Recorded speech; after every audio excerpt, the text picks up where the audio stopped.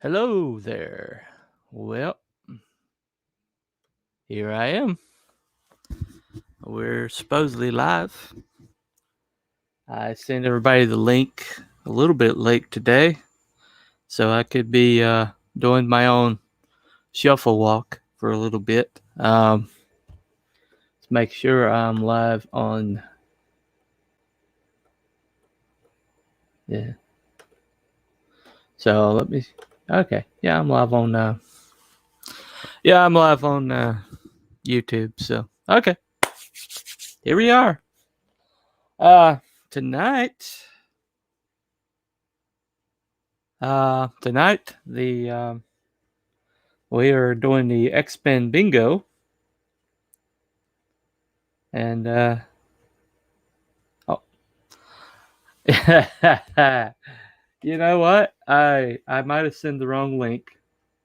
See, I'm a boomer, man. I mean, I'm actually an Gen Xer, but I'm kind of a boomer here. Copy clipboard. Here we go. And see, Genesis Crüe. They got it.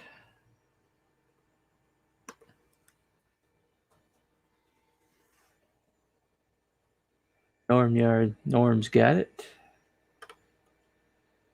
Well, this is what happened, folks. Sometimes things happen, you know. I've been a little under the weather lately, so I haven't exactly been on the ball sometimes. There's the Norm. There we go, man. What's going on? Same old, same old. Yeah, I hear you. Same here, same here. So what joy have we this day, oh bunny man? Well, theoretically, we're gonna do an X-Men bingo theoretically, but I even got the board and everything. But Well, isn't that X-person bingo? oh, we're starting already. You saw that, huh? Cameron Hodge was right. Should have never stopped him. Well, yeah. Yeah, we're gonna get into Cameron Hodge already. My gosh, you just coming out firing, aren't you? Why wait? Why wait? Yeah, well, that's true. Start stirring shit up now, you know. Life is such as life, right? Yeah, that's an interesting character, I have to say. He was like their concierge, wasn't he? X Factor. Yeah, pretty much. I'm not sure how. I'm gonna sneeze. Okay. What's up, fellas? Hey, just let Norm sneeze right quick. The moment has passed.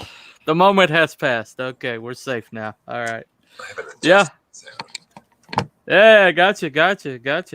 So what you doing these days, AP? You finally get another job to get fired from? Not yet. Not yet? I've almost gotten fired from my dishwashing gig, which is in my in-between getting fired from other gigs gig. It's come close. Last weekend, there was miscommunication over the hours. I was told to work Thursday and Friday. I assumed it was 10. They didn't tell me the time. I showed up at 10 and no one saw me coming.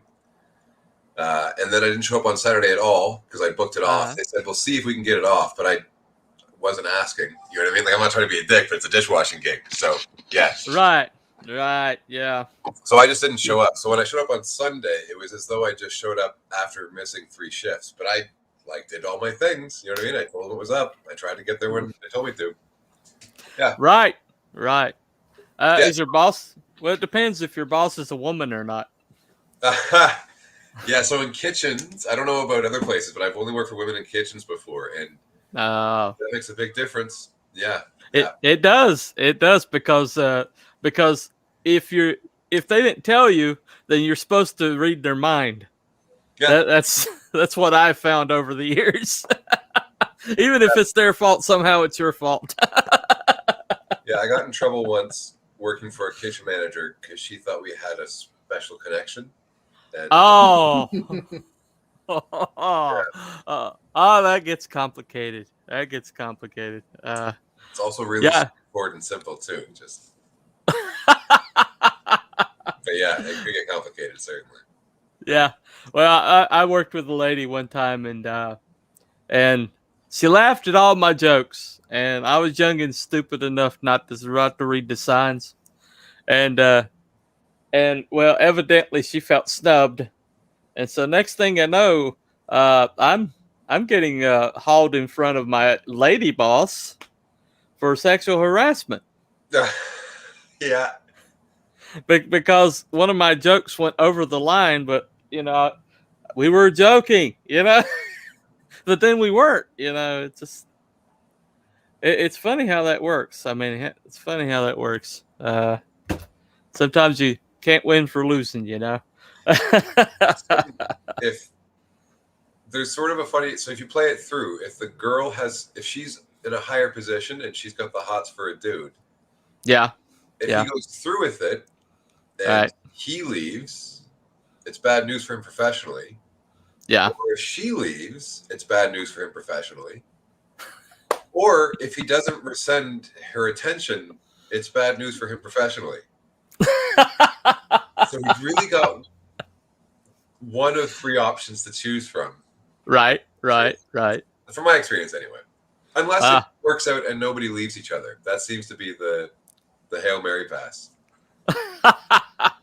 Now, see, Norm worked with woke females for over 20 years, so he has no idea what we're talking about here. Well, no, there's a difference between working with women and when a woman has a crush on a guy and there's seniority involved. I'm sure that there's. I don't have any personal experience when a guy has seniority and has a crush on me. I'm sure. Yeah, I imagine that would be awkward. Yeah, I'm sure it's like similarly shitty. Yeah.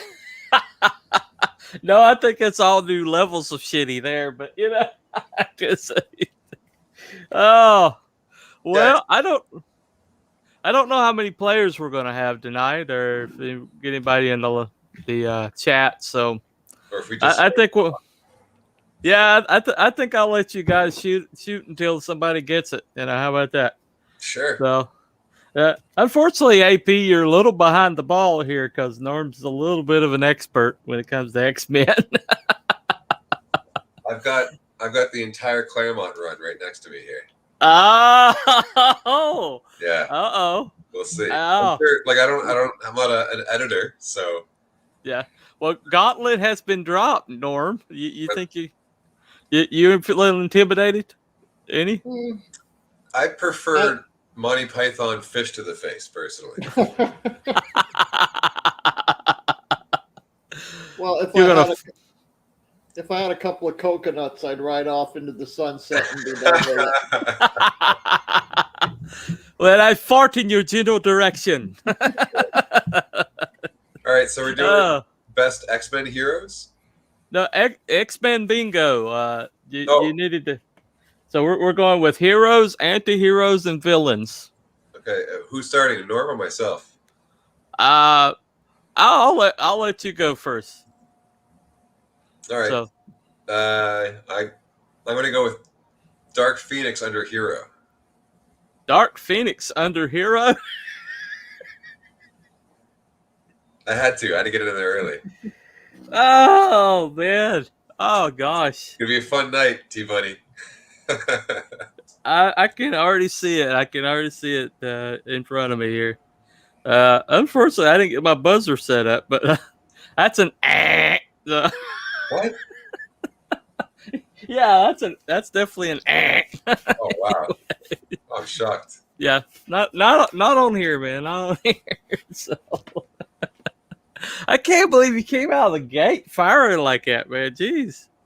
So here, poor me, man. I got two of you evidently tonight. So Yeah. well. So I expect this kind of randomness from Norm, but geez, man. So Just might all try to right. get Skinner from Whiplash into this. Let's see what happens. Oh gosh, you're gonna get me for Skinner, aren't you? I knew Maybe it. I knew break it. Professor X, but as Skinner, that would be amazing. Oh god, yeah, he would. He would be because he's good in everything. But Yeah, he's golly, amazing at everything. see. All right. I did not get my buzzer set up here. Sound effects, So family I feud. have to ask a question: Are we just shooting in the dark? Like I'm guessing a character, and you like him under anti-hero or hero, or do you give us a category and we guess which one's fitting which? Or Well, no, you just under the category. We're right now. The round is a hero. The okay, next round will be like a anti-hero, and then we'll do villain, cool. and so we'll so I think that's it. Let me see. I can't get it to work. No big deal. So that's definitely an All right, Norm. Let's go with your first hero. Where we got, Norm? First hero, I would go with Rachel Summers. Tied for my first favorite character. That's Yeah. almost what I said. Oh. Yeah, Rachel Summers. Definitely on there. I knew it. I knew it. I knew it. So good thing. Good thing. Good thing. Anyway. So we got one. We got at least one good right best today. So that's good. Oh, we should add in some context, like what's the reason behind it, or like a Yeah. story of why, or something like that. Well, Yeah. Why is that, Norm? well, first of all, I think that out of all of the, I don't know if you would really call her a mainline X character, more like the upper second tier. Got it. They completely blew what could have been a fantastic continuation of, pretty much they could have taken the whole series the whole X series period in the directions that they laid out in Days of Future Present. And they didn't. But when you add up on top of all of that, you've got, they introduced her in Days of Future Past. So right off the bat, they intended to do something with her. Yeah. Yeah. Clearly she was destined for greater things. Then, right. You had several, I wouldn't call them major plot lines, but you had several of Claremont's solid plot lines, like when her and Wolverine got into it and he put the claws to her and the whole thing and she managed to survive it and walk away. There was that whole build up there. You had the whole angst thing. You had the fish out of water. You had the person out of time aspect and on and on. So there was, she had a lot of mommy and daddy issues too. Yeah, so. You had that, the whole soap opera aspect of that going on. They had, it was pretty clear they intended, to move her up to the A list, at some point down the road.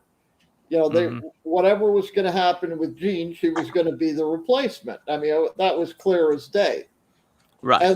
And then they did the whole Executioner song thing. Well, actually, before even that, they shuffled her off to Excalibur, which was I love those books. They're great books.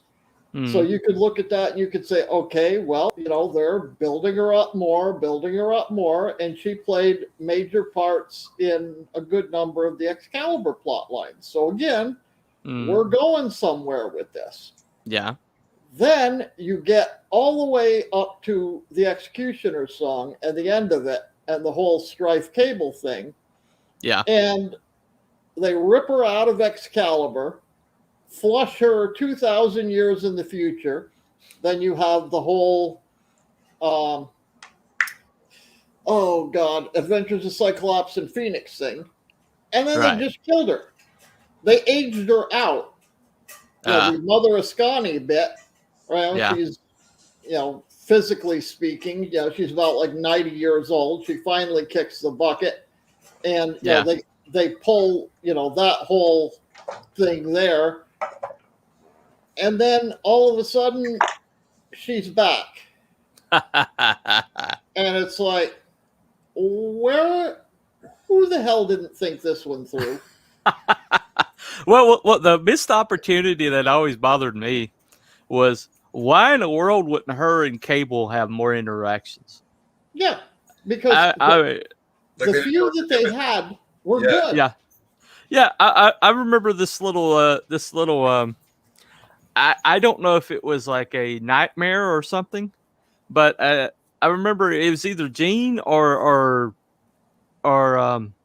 Scott had a nightmare where they were like dealing with the terrible twos, and it was Cable and Rachel, and they were both like he was having to like try to raise them. It was like a sitcom nightmare, and it was brilliant. It really was brilliant. Pardon the squeaking. Rosie the Wonder Dog has decided to get a squeak toy. So anyway, so Rachel, we got one. All right. Here we go. So that's all right. We're good. She seemed like a better version of like a John Connor from Terminator than Cable. Yeah. All the time. Yeah. She was really solid. Right. She had a lot of the cool characters. There's a bit where she fought the Black Queen at a really cool X-Men comic book. Oh, I remember that. Yeah. And she kicked her ass. Yeah, she kicked her ass. Well, and there's like this moment where the Black Queen thought she had her, and then Rachel just kind of like kicked it into next gear, and the Black Queen was like, "Oh shit, I'm getting the hell out of here." That was really cool. It was almost like when I always forget this guy's name, the comedian guy from Old School answers that amazing question. He kind of like blanks out, and something takes over. Right. But in the comic book, she's not in control when she kicks the Black Queen's ass. There's like another level, and the reader's like, holy, there's like a Hulk living quietly inside of her. That's not coming out whenever she needs it. This was like That was the storyline or the plot line that led to Wolverine damn near taking her out. That's right. Yeah. Such a my cheese bro says it's Will Ferrell. That's right, Will Ferrell. Yeah. It's a great scene.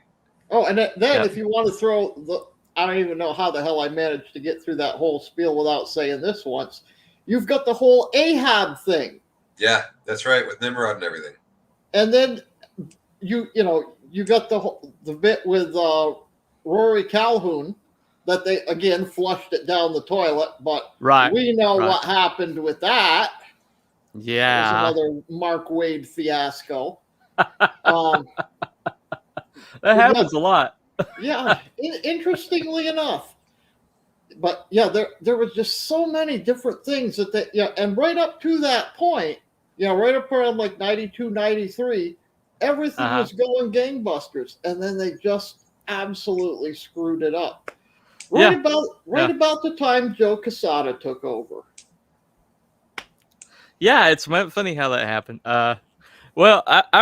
They did this thing with Rachel though. The costume was just like red leather with spikes. Mm-hmm. Yeah, it's like intimidating as shit. It just because it was like her hound costume. Yeah, the hound costume. But when she lost it, that's what she turned into, and it was like, oh shit, she's gone leather. This is bad. Mm-hmm. but yeah. She's a great character, and great missed opportunity. So we're going to see a lot of those today, I'm sure, because they have screwed up. They have just dropped everything. But all right, so that's Rachel Summers. That's the hero. We're going to go for the anti-hero round. What you got there, man? All right, you could. Uh-huh. All right, I'm gonna go. Yeah. Wow. You could do Cyclops and Wolverine for each one of these categories in a way. Well, just pick one. Pick one. For any hero.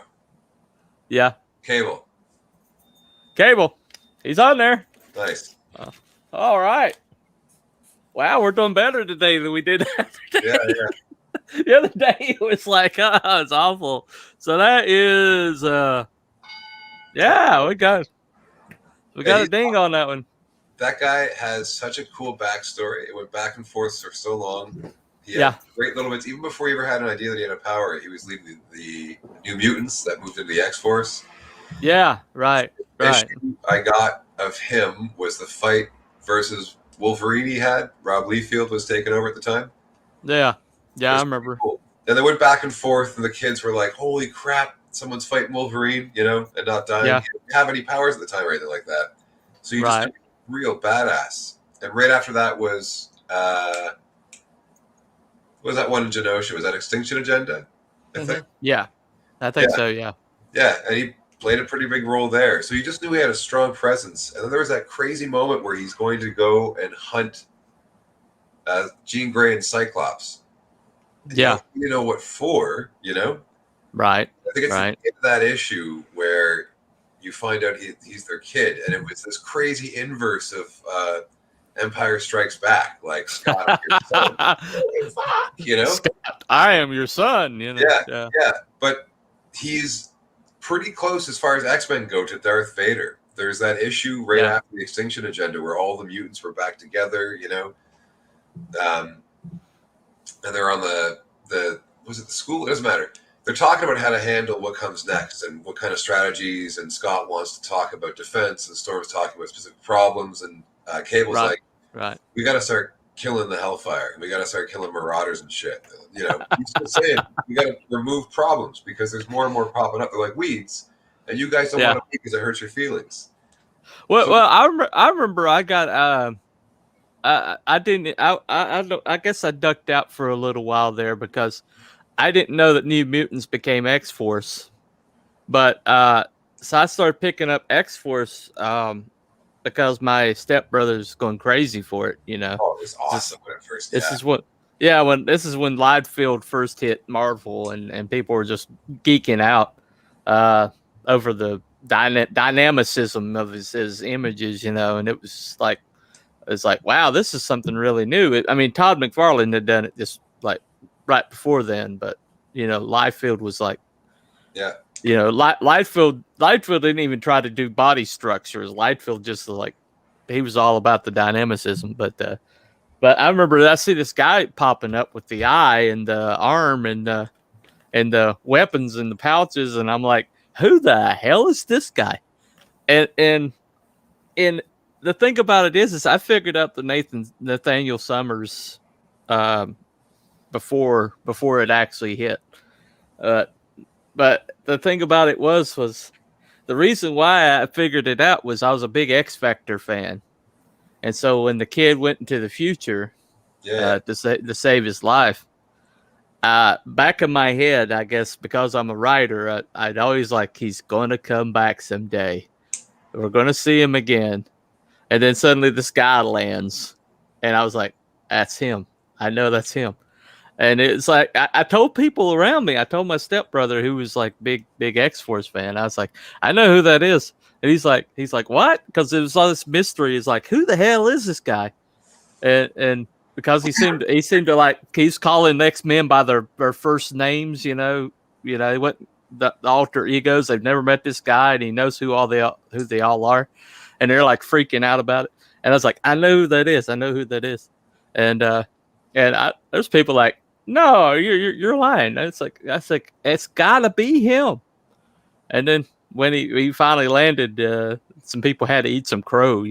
I did not see Strife coming though. Yeah, seriously. I did not see Strife coming. That's back when X-Men was so well written. And these worlds were just so rich, and it was just you got to pick up this comic. Every single floppy, you had to have it, Yeah. Well, at one point they were trying to set him up to be the future version of Rory Calhoun. Oh, really? And tie that in with Ahab, because there's one panel in there where I think it's Days of Future Present, where Cable is in there with, and I may be wrong on that because I went through a bunch of them recently, so I've got it in my head, and I just can't remember which book it came out of. Right. But right. Ahab and Cable are basically nose to nose, and Ahab looks at him and said, "What's the matter? See somebody you know?" And there was this, there were a few lines tossed back and forth over a couple of books surrounding that, which which were like, he looks suspiciously like Ahab. And then, which if you look at him, there's the scar, there's the eyes, there's all of this stuff. So they could have gone that way. Right. And then there was, again, the whole Rory thing popped out of nowhere. Yeah. And just, another missed opportunity in a way, but in another way, we wouldn't have ended up with the Cable that we knew. That's true. That's the thing, though. I mean, that's people do not understand. I mean, how far the quality has dropped off writing wise. No, they really. In a way, I mean, overall, no. I absolutely blame people because if they gave two fucks, they would actually read this stuff if they were interested in it. Yeah, I mean, you can't just, it's on one hand, it's the problem, and on the other hand, it's the solution. You can't just pop into the middle of, book 3 of the 6-book series on Squirrel Girl and have any idea what the hell, they were doing back in 1967. So you kind of got to start at the beginning, and then you're faced with several thousand friggin' books to have to go through. On the other hand, if you take the time and go through all of those books, or not even all of them, just like, X-Men / Uncanny, and just, leave the rest of them out, you've still got a huge amount of books there, and I'm talking only up to the mid 90s. I'm not even considering anything after that. You still got a huge amount of book, but you've got this, Claremont in the superhero realm. I mean, he was basically the J.R.R. Tolkien. This guy went so freaking deep on so many different characters. And granted, I mean, he made his mistakes too. Sure, he's human. But in the overall, he managed to come up with, 90+% of that crap. And have it make some form of coherent sense 500 books in. I mean, that's pretty damn impressive. Yeah, he had arcs that concluded like 5 years later. And that was a quick one. Yeah. I mean, the whole. I still say what he did with Archangel's most brilliant character arc in history. I mean, that one was just incredible. I mean, Angel was such a nothing character, and then suddenly Archangel, and it's just like glorious. It was just glorious, Here's a guy who's so terrifying. And shit.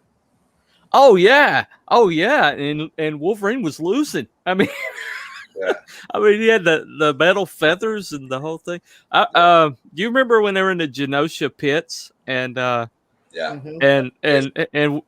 I know what you're gonna say already. and Wolverine's like their powers were like down because they found a way to suppress their powers, and him and Wolverine started to go at it, and Jean Grey had to step in because he was killing Wolverine, and she's like he's like it was one of the greatest lines. So she's like, you fought this before and you won, so I want to see that man, the man that fought those wings and won before, and you do not have to give in. And this is Jean Grey, and he's losing control of himself, and she's going nose to nose with him and telling him to back off, and he freaking backed off. And it was just like part of that.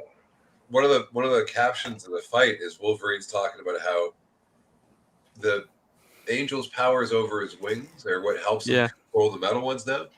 Yeah. He's lost the powers, but one of the captions says he doesn't want to control them with me anyway. No, he doesn't like me anyway. He's never liked me. Yeah. So he kind of this is, He picked the fight. Wolverine freaking picked the fight for Yeah. some reason. It was just stupid. Well, speaking of Wolverine picks a fight with somebody? No. Claremont never wrote that. Neither did Hama. Well, Chris picked Wolverine, so I'm gonna go ahead and X him out. Yep. No, so, he's totally right with his last comment too about how the writing's taken a distant back seat to the stupid agenda. Mm-hmm. Yeah, right.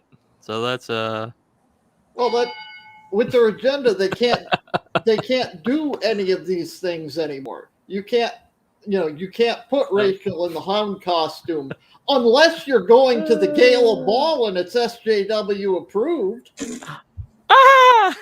But any other time, oh no, that's sexist and racist and xenophobic and the thing about that Gala Ball that was so horrific is I know art students. I know fashion students, and those were fashion sketches. Mm-hmm. Those were not like comic book sketches. Those were fashion sketches from some art student. It's like, oh my god, that is awful. It's awful. Namor was inexcusable. He had like a little G-string thing going on. It was a shoulder armor and a G-string. Well, he doesn't wear much anyway. But that was a little. That was gay as heck. I mean, that was gay. Gay. Anyway. So all right, AP, it's another hero. We're going villain. Give me a villain, man.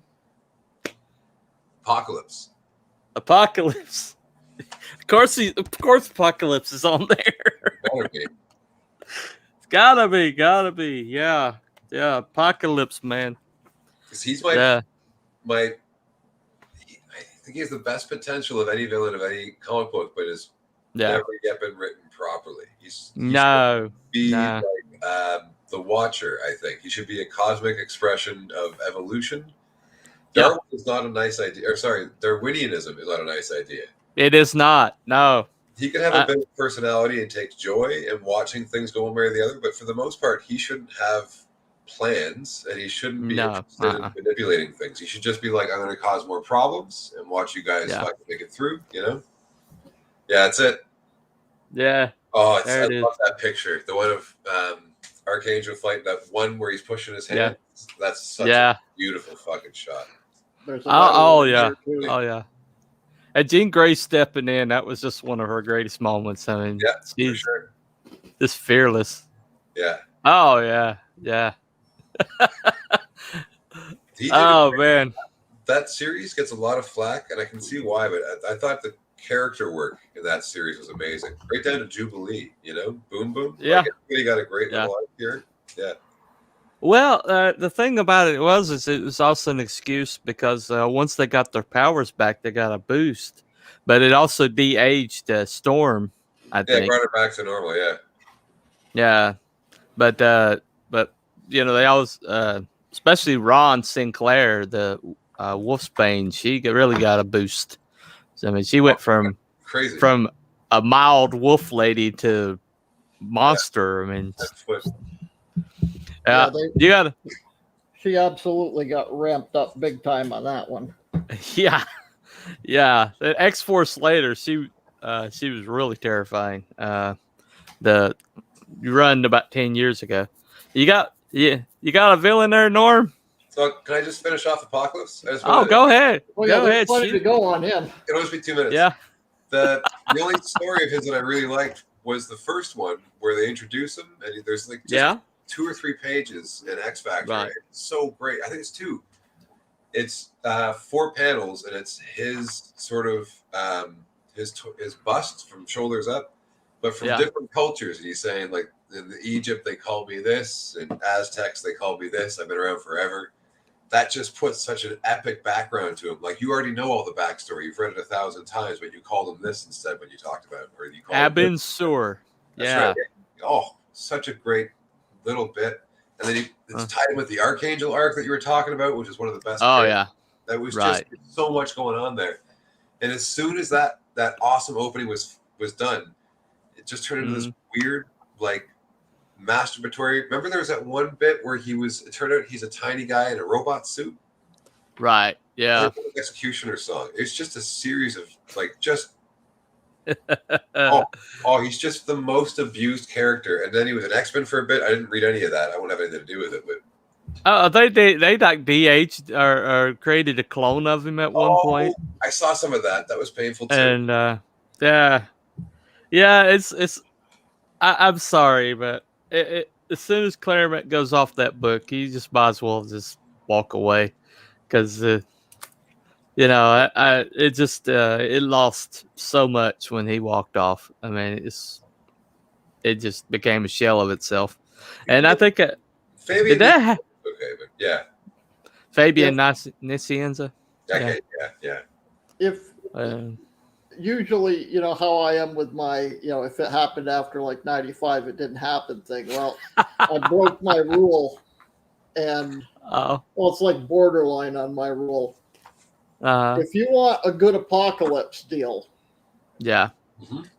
this is the way to go. Cool. Amazingly enough, they get into, there's Apocalypse right there. Oh shit! They get into the backstory. Well, it's a Mr. Sinister story, but it's how basically Sinister was created by Apocalypse. And Nathaniel Essex. Mm-hmm. He went from Nathaniel Essex to Sinister. Yeah. Yep. And it gets into some of the lore that they've been talking about forever, and they just Claremont never finished it. Well, they did finish it in here, and they actually did a damn good job of it. Who writes it? Huh? Who writes it? It's oh hell, where is it? Yeah, it's a supplemental in another book. It's not even the main story. But... No, it's one of the several further adventure deals of Cyclops and Phoenix. Yeah, it's just before Phalanx, I think. Eh? No, this was. They get back just in time, so they go to one of the times they go back. They go to the future to meet Nathan. Right, that's the original. That's the original Adventures of Cyclops and Phoenix. Okay. Yeah, and then they did this. Well, they're both in this trade, but the second one was the Further Adventures. And then they did a couple of them after I didn't bother with. Yeah, it's like Red and Slim. Yeah. Yeah. But it was the same deal. Ascani pulled him, instead of ahead, she pulled him back into the past and said, you've got to stop Apocalypse here, or the timeline is totally screwed. Right. And in the like I say, it's supposed to be it's Sinister's origin story, but in the process of it, you learn a whole, ton of what Apocalypse and why, and the whole deal. It's pretty interesting. He gets into like the original Hellfire Club is in there with Brian Braddock's grandfather or father, and cool. Yeah, a couple of the other guys, and basically Sinister takes Apocalypse to the Hellfire Club. Yeah. And they're basically like, who is this peon and blah blah blah, and then Apocalypse goes full Apocalypse on him. And it's like, you people, here's what you're going to do for me. Am I the only person on the planet that that actually liked Age of Apocalypse? I think so. I must be. I must be, honestly. Madrua drew a lot of that, didn't he? Joe Madrua? No, I'm talking about the movie, the X-Men movie. Oh, the movie. Oh, then yes. Yeah. I'm the only one. I don't know. I didn't bother. You didn't bother? Well, it has a great Jean Grey moment, but either way. I stopped after X2. I couldn't take any more pain. Did you not like it? What? Did you not like X2? It was good for what it was, but I could see where it was going, and I didn't like where it was going. It got really bad after. Yeah, it was like, now this is, you completely screwed this one. I mean, it was a good. If you didn't know, Chris if you never agrees read with the you. comics, it was a great movie. If you did know the comics, it was like, that's not the way it happened. That's not even close to the way any of this happened. What the hell is this? Yeah. But yeah, I mean, they did their jobs well. I mean, I don't know who the hell thought Famke Janssen was a good idea, but I mean, other than that, Yeah. yeah, it's okay for what it is. But the stuff that came after, I just have no interest in at all. I just would like to know who wrote the god awful dialogue. I mean, it had some real clunkers in it. I mean, real clunkers in it. I guess Bryan Singer should probably have molested children less and written better more. But anyway. Was he responsible for that mess? Yeah, Bryan Singer. Yeah. But anyway, yeah, he had those allegations, and they took him off the third movie. So, and that third movie is Louis Leterrier, and it was even worse. It's even worse. I didn't say it was watchable. No, it was like the third one was like what's his name taking over for Tim Burton. Anyway, either way. It made as little sense as Justice League done by Joss Whedon. Oh gosh. Okay. Beat it. Yeah. I'm sorry. I've got a. Yeah. Oh, not playing for me. There we go. I just did one. No, I wanted the. Yeah, that's it. No, I got the thing. Well, good point for you, and strike on Joss Whedon. But anyway, Okay, yeah. Joel Schumacher. Okay, thanks, Chris. It's Batman's biggest villain. Yeah, yeah, but he did so well with his other movies. It was just a mismatch, but yeah, it is what it is. It is what it is. Anyway, so that's villain for you, more. Cameron Hodge. Yeah. I got him. Get out of here. I would argue I would argue he is probably one of the worst villains in the entire X universe. Oh, wrong one. I love that fucking thing. When he's not being the biggest hero. Oh no! Here we go. If Cameron Hodge would have got his way and done what he was intending to do, we would have never been subjected to everything that happened after 1995. How can you possibly argue against that? So, in X Factor, what do you want? He wanted to. He wanted to wipe out mutant kind entirely. He was a Hitler. Yeah. Yeah, he was Hitler in a pair of glasses. Yeah. A yuppie Hitler. Yeah. In a gigantic monster machine. So. I mean, it started off with the X Factor deal. He was supposedly Warren Worthington's best buddy from prep school or something like that. Yeah. And as by the end, by the time you get to Mutant Massacre, by the end of Mutant Massacre, you discover he was basically, a jealous little wannabe. And, from there on, he, in one of Claremont's fairly openly political moments, Hodge created the right, which strangely enough looks a hell of a lot like today's left, but I digress. Anyway, but he never tied it into real world stuff. No. It was just Yeah. Here's what we are, and here's what they are, and blah blah blah, and that was it. But anyway, so that's back when it used to be. They'd bring up a philosophical argument, but they wouldn't go into the politics of it. You know. The opposite of it. Yeah. He actually did it well. I mean, the story was laid out. Hodge's backstory and the whole thing. It made sense why it was that way.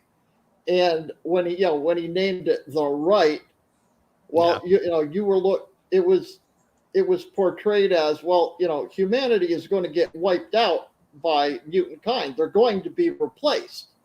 This is where, humanity is an evolutionary dead end. Yeah. And we are either going to have to fight for our survival or we're done. We are literally extinct. So it was literally an existential type of a scenario. So, you can look at it one way and go, well, yeah, I mean, wouldn't anybody try to save themselves? But then again, you look at it the other way and it's like, the guy is fucking Hitler. he is literally trying to genocide somebody based on what could happen. So Norm is trying to Cruella DeVille Cameron Hodge now. Yeehaw. His power set was pretty crazy too. He made a deal with a demon so he couldn't die. You could drop buildings on his face and stuff, take his head off, and you could just do anything. He was terrifying. I mean, he took the Summers brothers on, and it took them both to take him down. They didn't take him down. No. And his head landed. And then Richter dropped the whole damn skyscraper on him, and he still came back. That's right. Yeah. Fused with the phalanx, I think was the next time. Yeah. Even better. He's he came back with like Cable's arm there. Yeah. He came back with Stephen Lang, and there was another part of that too with Hodge tied. Well, obviously he's intricately tied in with Angel or Archangel, both. But there was the bit where Archangel's girlfriend, he had her, in the, one of his, supervillain lairs at one point. Candy and he had her brain wired in, to his, computers and whatever. And Archangel's coming in to get him, and he's like, gonna unhook the machine. You kill me, she's done. And Archangel was just like, fuck you, fuck it, fuck everything. And that's, again, basically diced him up into little bitty pieces. And, he was like, okay, well, the girlfriend's dead. Bye. With a smile on what was left of his face. And then brought her back later in the phalanx. Phalanx.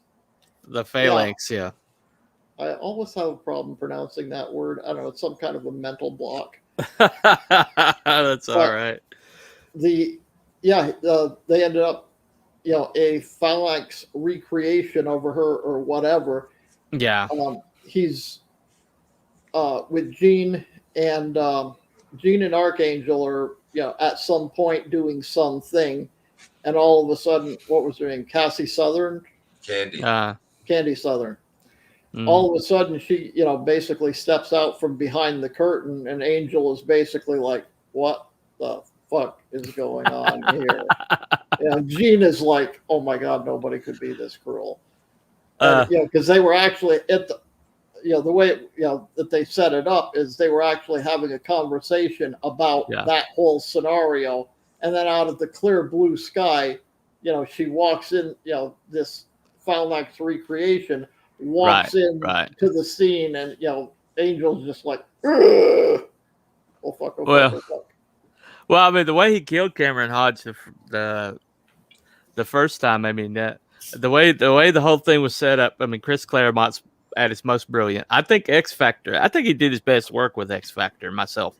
But the fact that they kept they kept getting betrayed and they didn't know what was going on. Even Angel getting betrayed down in the Morlock tunnels, you know, and then they couldn't figure out what was happening, and then finally they figured Cameron Hodgett. He was he was like the voice, and they're like, okay, Cameron, do this, and Cameron, do that, and then he was like, oh yeah, right on it, get on right on it, and he was just like it's this ancillary character, and then then when they found out that he was behind all of it, and then the way Archangel killed him was just so casual because he let him go, but then he had tried to attack him, and those wings just went. And it was like, I mean, and then he comes back, and it's like, and he kept coming back, and coming back, and he's been hooked up all the way through the whole Claremont run. Yeah.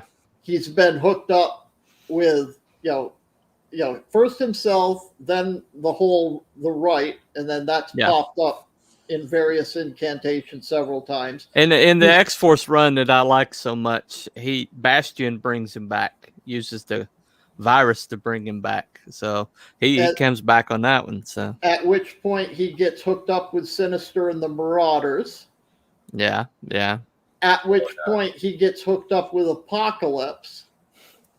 So, this guy, you've got like all of the big baddies, right? You've got Sinister, you've got Apocalypse, and this guy is there in the background for all of this. Stephen Lang. All of it, the whole set. We're almost got a cross, by the way. Project Wide Awake. All of that stuff has been, to some level, they've had him working in the background, pulling strings. Yeah. He's a great character. Great character. Dick. Yeah, let's get back to hero. We're going to go back to heroes here. So pick you a hero, AP. Yeah, so Skinner as Phoenix. No, I gotta go. I already dinged you for that one, man. I'm gonna go. Well, if you want to go down the absurd Phoenix route, grab one of the issues of Starjammers, and you had Bald Phoenix. Oh wow! How about Dazzler as Galactus's herald? Dazzler. Did you choose Dazzler? For an issue, she was the most powerful X-Men. I'm gonna go with. He's probably too generic. Colossus was my first favorite X-Men. Yeah, he's on there. He's on there.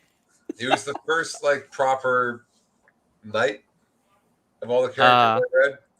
The guy who's there in the corner. He plays the boards, gets his ass kicked. He had the highest nobility, Yeah. He was sort of the simplest character, but in a way that had depth, which is impressive. He wasn't shallow; he was simple. If that makes any sense. No, he had a deep soul. He had a real deep soul. Even when they made him a villain for a little while, he was doing it for the right reason. He was never a villain. He was like an anti-villain. He was helping Magneto and exactly my point. There you go. So even when he was doing that, he was doing it for the right reasons, though. Mm-hmm. He disagreed completely with Professor X's stance in a way that I didn't think was dishonest. And they built up to that for a long time. When they killed off Ilana, I mean that was his life. She was his life. I mean, but I mean, which killed me because Magic was such an awesome character, and then they de-aged her, and then they depowered her, and then they killed her off with the legacy virus, and I'm like, why did you do that? Because Magic was awesome. Gosh, she was scary. I loved her. She was awesome. That bit right there was probably the best that anybody ever wrote Jubilee. Yeah, sure. That was a great issue. And that's saying a lot, considering the shit that Hammond did with Wolverine in Wolverine's mainline series. Yeah, right. There was some good stuff in there. Larry Hama. Mm-hmm. Was that I didn't. Who did that issue? where Elena dies? That was Fabian, wasn't it? It was Fabian or Lobdell. I think it was probably Fabian. Yeah. Okay. Yeah. Yeah, that's I just like. I mean, why did you like de-age her to an innocent girl and then kill her off? That's why. Yeah, I just left a bad taste in my mouth. I guess because of my personal history, I didn't like that at all. But it is what it is. But yeah, Colossus. I thought it was always interesting that he had the hard shell on the outside, but then he was like the softest X-Men on the inside. That's a nice thing. And that had to be a conscious choice on their part. It's the whole warrior poet archetype. Yeah, but then he came from Russia, which it wasn't exactly a poetic place. But he had that deeply poetic. I'm not trying I'm talking communist Russia. I'm talking communist Russia. That's when they get so Dostoevsky was criticized heavy shit. You get your best stuff. We're gonna have some pretty wicked writers and poets up here in North America pretty soon too, you know. Oh yeah. I think some of the best art is coming out of this right now. I mean, it's gonna get here pretty soon. I mean, community service has just become so prescient for me. I mean, I've been listening to it, and kind of refining the script, and I keep like saying, I wrote this before November the 6th, and I saw this coming. What the heck was it? It's crazy. It's crazy. It really is. Anyway, before we go too far off, you got a hero for me, man? Norm? Bishop. Oh, Bishop. Nice. Bishop, really? Uh-huh. Oh, man. All right. First time we had a miss. How can you possibly say Bishop is not a hero? The dude literally sacrificed everything he had to go back and save his entire world. What could possibly be more heroic than that? Well, they kind of did some damage to him with the Hope Summers thing. So doesn't count. But then doesn't count. Post 95, it didn't happen. No, they absolutely screwed him. Totally screwed him up. Then they tried to repair it because people were like, "You just destroyed a black character," and so they tried to repair it, but they did a lot of damage. A great character. To hell with what color he was. Well, they completely erased. They kind of erased his whole entire, goodwill because, he became the opposite of what he came. He became what he came back to stop. Yeah. And it just didn't make any sense. I mean, as much as I hate the thing, he was the guy that saved saved reality from Age of Apocalypse. Yeah. How the hell do you screw this guy up? This is basically, I don't even know. I mean, you can't make sense of that much stupid. No. He had a great power too. He has a great power, that channeling energy like that. But the way they used to write him really intelligently because the way he would focus it through his gun, but then they just overpowered the shit out of him by because he had to have a way to focus it. And then they just depending on who writes him, they just write him either way overpowered or he's got the same problem Dazzler does. She's either a light bulb or shooting lasers. It's the same. When you have a power that's, I mean, used to they had this whole entire department in Marvel. Okay, what's this person's powers? What are their limits? That's right. Boom! Here's a whole dossier on this character. Stay within these parameters, or the editor will be like, no, you got to rewrite that. But Cyclops used to, part of his power set was to be able to understood physics, so he could play every game of pool. He could shoot one shot, kind of thing. Those are the angles. Yeah. Yeah. Cyclops used to be able to bounce his. That's right. Yeah. But it's just like the editing. The milkshake girl showed up, and the editing goes, and suddenly Jordan White's making editorial decisions based on Heather Ontos' cycle. Mm-hmm. With the bit with focusing the powers and whatnot, there was one brilliant use of not focusing powers. Is probably one of Bishop's greatest moments. When Mags dropped Avalon on Grey Malkin Lane. Yeah. And everybody's running around doing all the voodoo that they do and everything else. And Bishop is just kind of like standing there. And he's like, "What are you doing?" "I'm absorbing all of this power." And then to try to stop Magneto, he just like unloads all of that energy that's been flipping around for the last 2 issues. Yeah, no, they have into him too. Cyclops and everybody else shoots into him, and he just fucking. That's when Colossus turns. Yeah, that's it. That's pretty much the fight that did it. Yeah, because that was really mean. They ganked Magneto. Like that was a prison stabbing.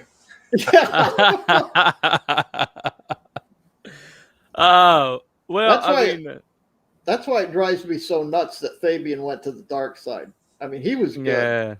He was a worthy successor to Claremont. Well, the thing that gets me though is it's amazing how not or getting their way broke the left in a way that fighting against things never did.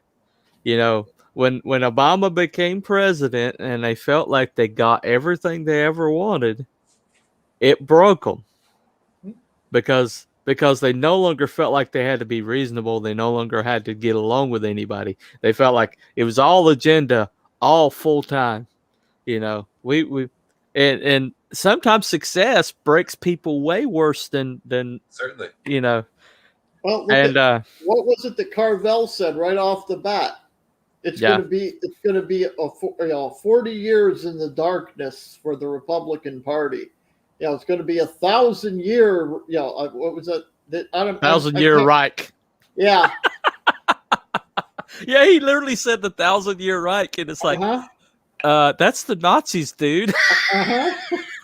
But that little hillbilly from Louisiana, man, he says shit like that all the time and got away with it. Just, every time he opens his mouth, though, he says something. You're like, that's what their agenda is, because he always just says everything that they're planning on doing, and you're like, Carvel said this 3 years ago. Yeah, I absolutely hate the guy, but then again, I love him too because of that very reason right there. He's honest about it.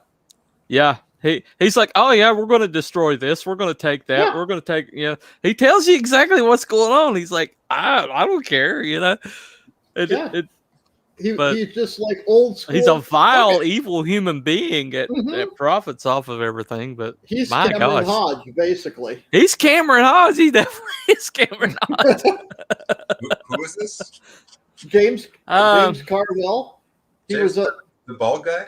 Yeah, the bald guy from the Clinton old school reference. From the Clinton administration. Oh, he's still around, man. They dust him off every time something happens.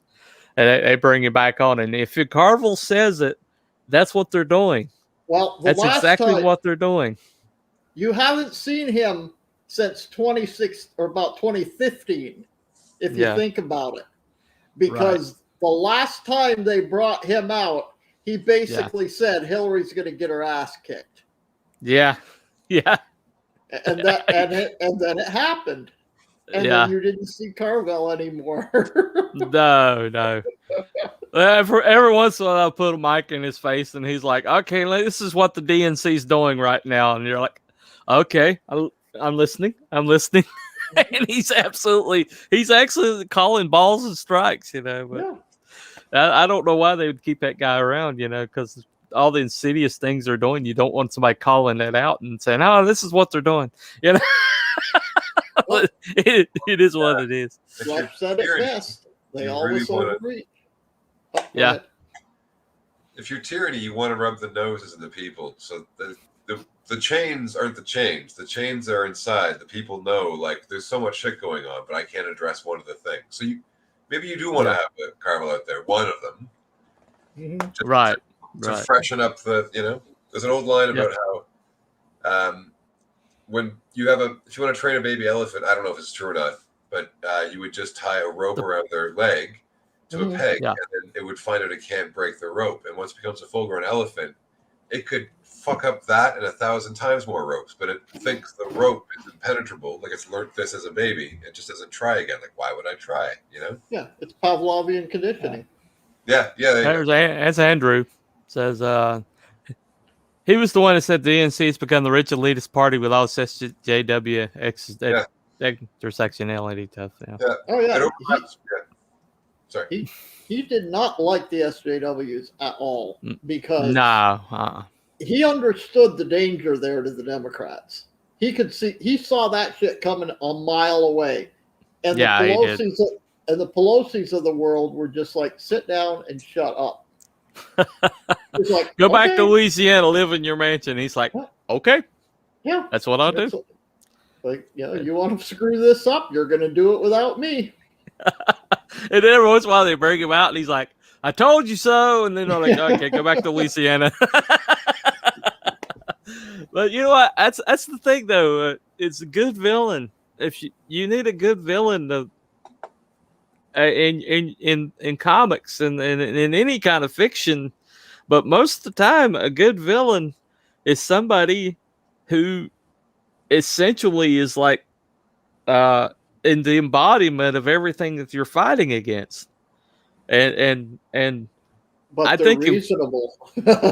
yeah, exactly. And if you got a good villain, it's almost like they have the inevitability on their side, and you're fighting against the inevitability. And you're like, so when the hero wins, there's a way bit more of a payoff, Either way, let's see. That was Norm, villain. Now was that AP's villain? So, Well, mine was Bishop, and you buzzed that.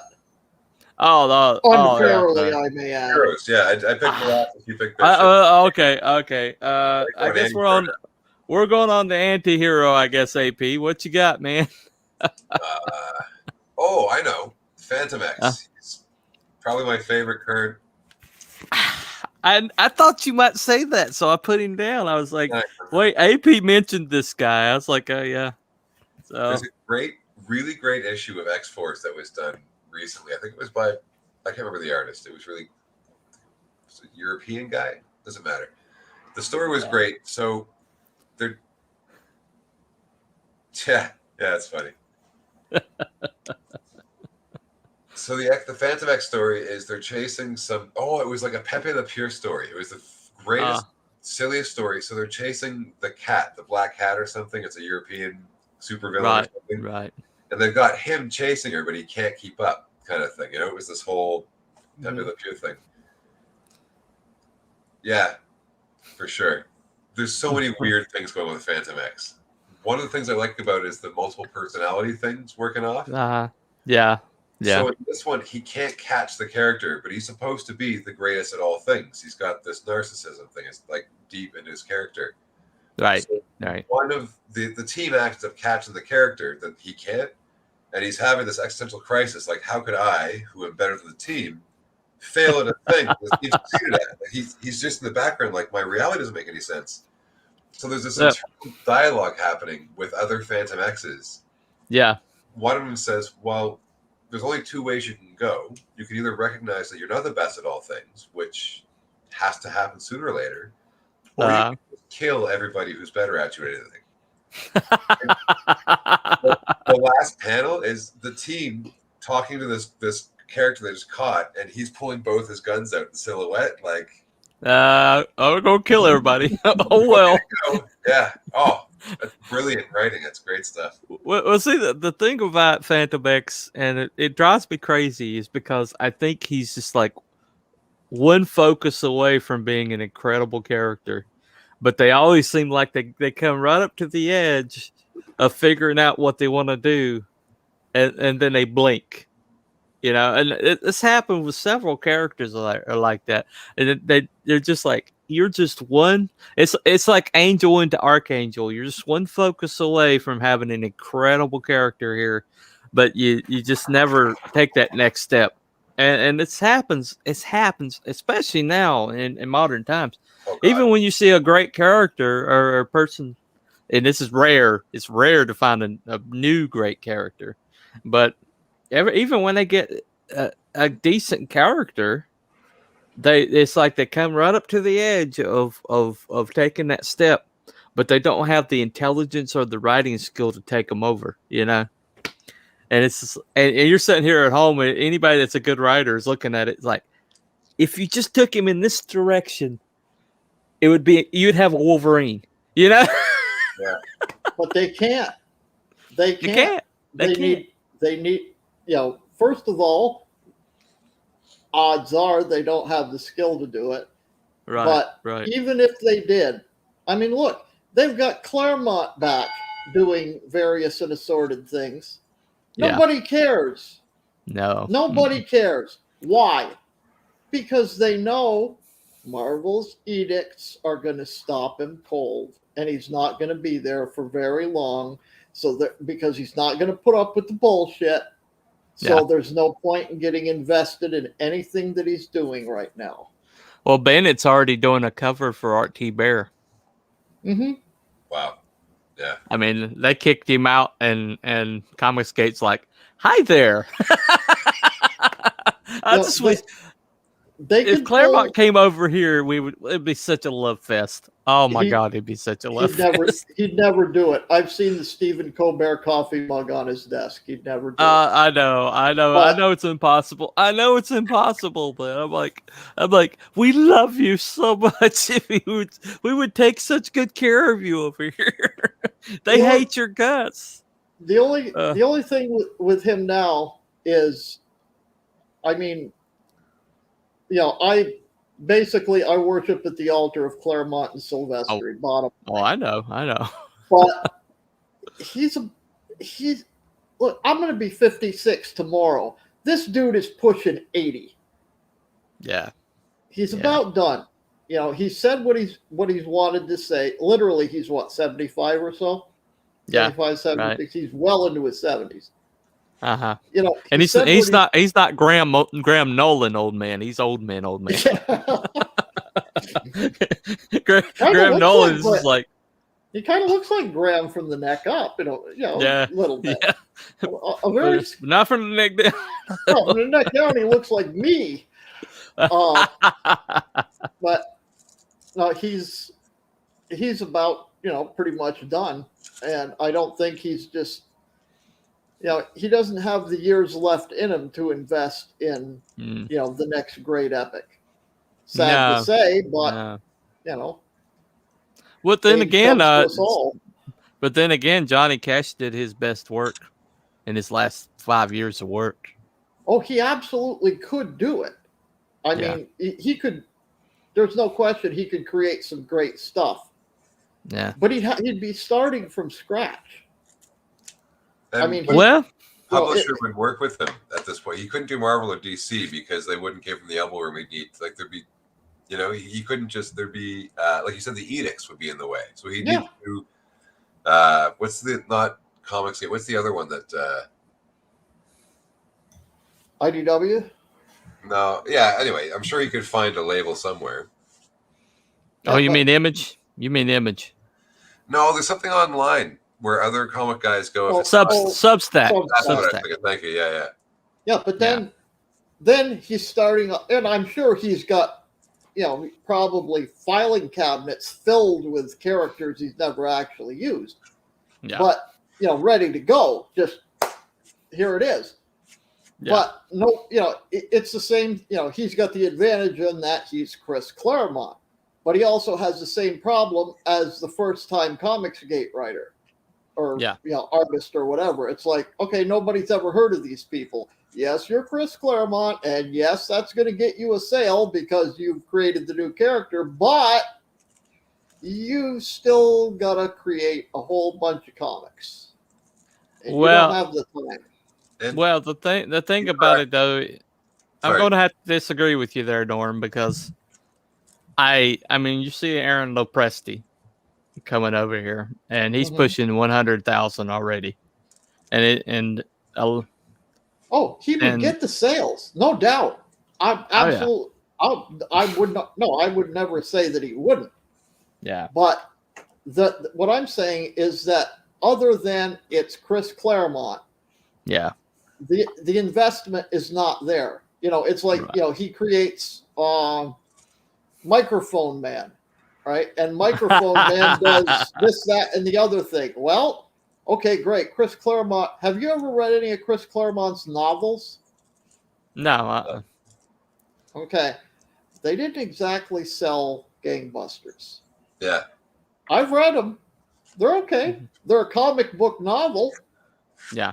And they're absolutely... Actually, I have read a couple of his comic book novels, yeah. No, this was like when he wrote just straight up sci-fi stories. Yeah, like stuff too. Yeah. Oh, okay. But they were very comic book in the way that he wrote them, for obvious reasons.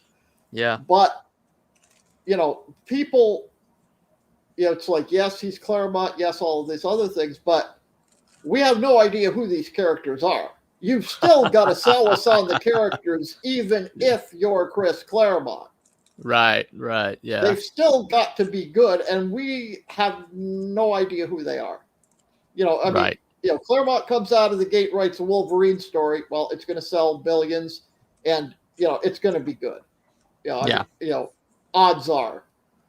Right. But Microphone Man, nobody has any idea who this dude is.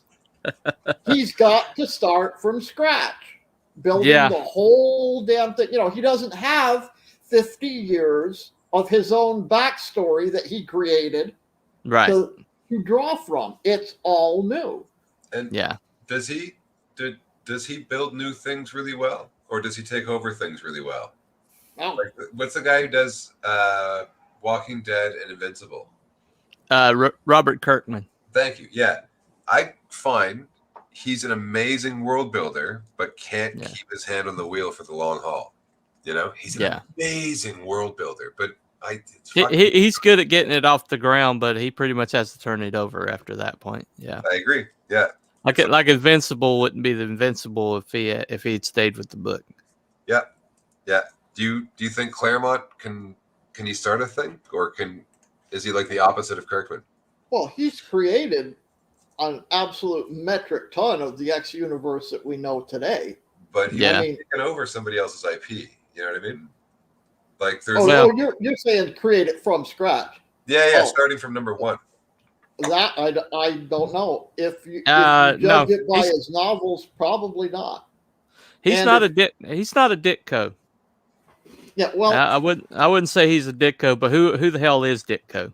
Honestly, I'm not criticizing Claremont. He's my favorite. My favorite run is Claremont. Yeah.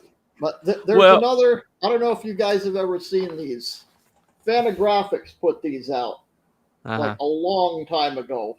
We're talking back like mid '80s. Right. This one I had, way back when. This one I just got when I did my, massive trade paperback splurge. Yeah. And all they are is just stories from all of these guys on how it happened, how it was created, how the story behind the scenes. Yeah. And Claremont benefited massively from Jim Shooter. Yeah. I mean, that when you read through the history of it, all of these guys did, because he herded cats. And, he did.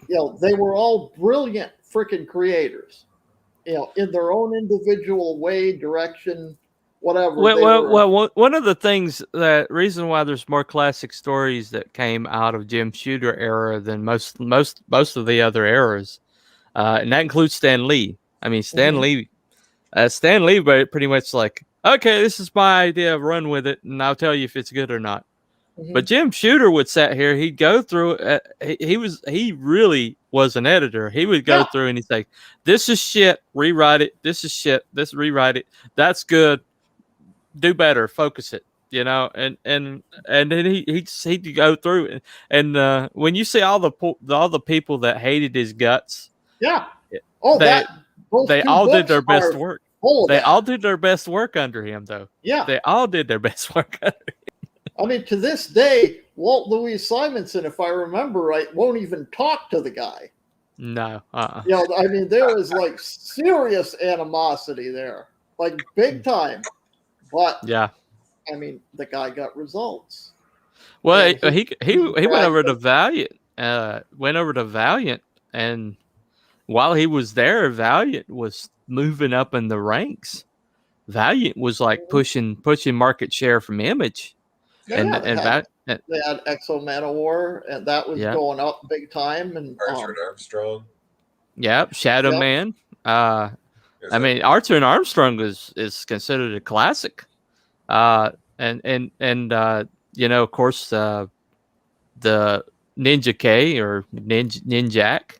I mean, these are names that people know, but they all started. He started that from scratch. But he like said, okay, and he just took all these creators and he said, give me your best character, and he's like, that's good, we'll keep that, screw that.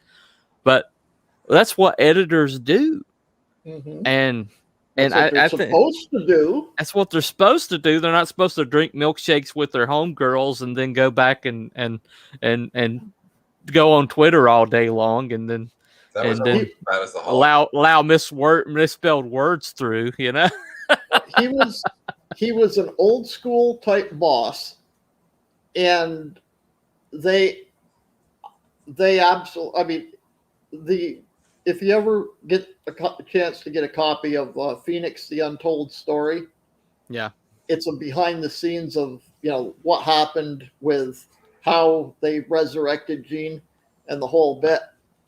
Yeah, Claremont and Shooter damn near came to blows over that deal. Oh, really? And it was ugly. And but ultimately his was the guiding hand. And being the Phoenix fan I am, part of me wants to strangle him. It's like, how the hell could you possibly kill this character off, you fucking moron? But then again, look what came out of it. Yeah. He had, he was a man of vision. He had the vision to see where he was going with this, and he knew what that Claremont could pull the shit off. That's the thing. What the fuck are you doing? Ah! And, Shooter's just like, no. Well, see, that's the thing about Shooter, though. People have to understand, Shooter was not a creator. Okay, Shooter was a focusing lens. Shooter was the person that said, "You can do better than this. This is not what I expect from you." He put expectations on people. He could tell people's talents, and then he expected them to meet their talent. I'm going to pay you money. You better give me your best shit. And they gave him their best shit. That was the Marvel. I mean, look at the numbers. He got it out of them. He was able to push them to do. Because he was willing to be the bad guy. And he was willing to be a bad guy. And that right there, I'll argue this to the grave. Yeah. That is why modern, above the agenda, above everything else, that's why mainstream comics today fail. Because instead of Jim Shooter, you've got Heather Antos. Yeah. And you are not going to get that chick to get the best work out of anybody. Put that down. Put that down now. He's a bad pizza that nobody likes. Oh, put it down, man. That's a different thing altogether. Don't you dare. He's really mean. I know. Okay. All right. I'm not gonna give you your normal moment now, damn it. Anti-hero, Norm, give me one. Anti-hero. Well, my original was cruelly ripped away from me at the beginning of this show by somebody who will remain nameless. There's one other person here. I was going to go with Cable, but now I'm stuck. I would go with Gambit. Gambit? I was going to go with Gambit, but I called Gambit last time we did anti-hero, and the entire chat said that doesn't count. How could it not count? Because he's not that strong an anti-hero. You know, he's only really... The argument was the first 2 years. We have bingo. Hey, nice. That's a winning game. Norm got bingo. There you go. Go back and read, if you can find it, go back and read the... I can't even remember the name of the trade, but it was... Wolverine, Gambit, and Ghost Rider in New Orleans. Oh, great. Really? Yeah, X-Men run. Mm-hmm. Yeah. That right there is why I would consider him an anti-hero. When you get that, I mean, it lays out the whole Prince of the Thieves or King of the Thieves or whatever, that whole, semi-mafia Cajun, scenario. And he was not a good person in any way, shape, or form. And even when you get up to where, like, when he finds Storm and, the introduction of, the classic cover, A Man Called Gambit, even when you get up to that point there, he is not exactly, a good person. He is an asshole. And he's an asshole that ends up doing good things. An asshole with a conscience, if you will. Dojo shared this video with us that you need to see, Norm. It sums up exactly what you're talking about there. It was Gambit and Rogue. It was a live action. And it's like this. So it was. Great. Oh, you saw it? Yeah. Good. Yeah. It was really good. I'll send you the link to the video, but it was really good. But it had that thing about the Gambit's he's really honestly not a nice guy. And he doesn't pretend to be a nice guy. Mm-hmm. And they got that. I understood that about him. He knows he's a shitbag. Mm-hmm. And he has no pretenses to be anything but a shitbag. However, he's a loyal shitbag. Yeah. And if he gives you his loyalty, he's a man of his word. But he'll always be a dirtbag, With the like as a continuation of that, the Ghost Rider Wolverine crossover, there was a bunch of stories in the mainline Wolverine books as well, where he ended up with hooked up with Gambit on something or another. Martiport springs to mind on a few occasions. Right. And then you had everything that happens in Martiport is always a bad time. So he was pretty much the choice of the for the jobs. Right. And then as you get as you move up through, he was the whole for the longest time, Bishop was convinced that Gambit was the guy that killed Xavier. That's right. Yeah. Right. And they had at least 2 years of storylines that basically trying to keep the two of them apart, so that bad things did not occur. Which is funny because his powers fed into Bishop, and Bishop, they worked as a team. They stopped. They would have been an awesome team together, Yeah, they fought Mr. Sinister once for an issue. It was a good issue as well. Mm-hmm. My favorite story happened in Madripoor. Joe Fixit meets Patch. Oh yeah. Mm-hmm. Awesome story. Awesome freaking story. One of the best Hulk stories ever, I think. That was the one with the cover where they're both standing there in like white tuxedos. Yeah, that's the one. What I loved about at the end of it was Joe Fixit. He basically got double crossed by Wolverine, and he just punched the shit out of him. I mean, just punched him into the ground. then Wolverine's like peels himself out of the broken pavement, and he's like, "How did you know I'd survived that?" And Patch is walking away, or Joe Fix is walking away, and he's like, "I didn't." and Wolverine's kind of like, just lights a cigar and follows him, you know. That's back when comics were good. And People have no idea. They have no idea. And then on top of that grouping of people right there, you can throw Psylocke into that mix too. Psylocke, yeah. Because you had a bunch of storylines with her and Gambit. You had a bunch of storylines with her and Wolverine. You had a bunch of storylines with her, Gambit, and Wolverine. And Jubilee. Yeah, and every one of them wasn't exactly SJW approved for content. No. There was always somebody ended up dead, and that's those. When you put that group together, that's when like blood flowed in a permanent sort of way. Yeah, People didn't get up and walk away and go home. There was always Betsy Braddock. That reinvention of her into Revanche. Still in Revanche's body. That was really incredible. Here's a good one. Sabretooth and Lobo have been my favorite anti-heroes. Whoa. Sabretooth was not an anti-hero. Sabretooth is anti-everything. No. I'm gonna have to like that's a strike, Andrew. That's not Sabretooth. And you were giving me crap about saying that Magneto was a nice guy. No, that's a bad one there. Occasionally, he was never. He had a bomb in his head, Andrew.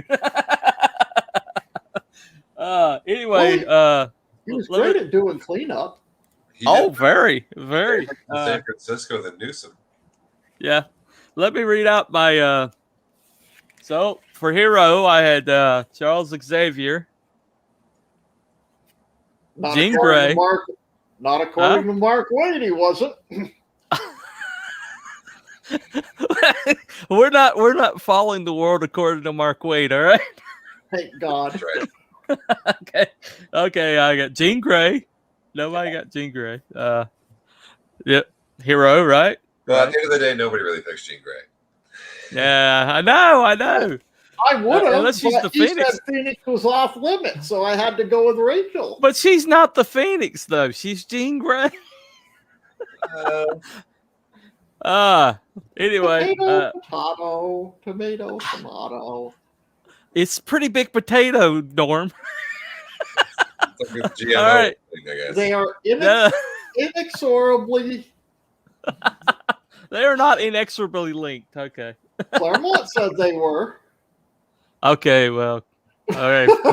Did he actually say that? Yes! Did Claremont actually say? Okay, that was the script. It was that basically once that whole up on the shuttle thing. Well, she was happened, a vessel. She was a vessel for the Phoenix Force, but the ideal vessel, and henceforth they couldn't be completely separated. Okay, all right. I thought Hope Summers was the ideal vessel. Well, they got a new one every 5 years. Oh, okay. Well, Rachel was at one point, I know. So, okay. Well, Charles was Bald Phoenix. Ah, right. Yeah, pass. Anyway, all right. I had Nightcrawler. Yeah, that's how somebody might. Yeah, definitely hero. Nightcrawler would go right in with Colossus as far as that. Yeah. Yeah, the warrior poet style.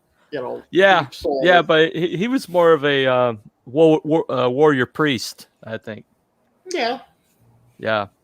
I always loved Nightcrawler. That part of Nightcrawler. I mean, just a demon that had faith. You know, great characters. Oh my God, they're great characters. Yeah.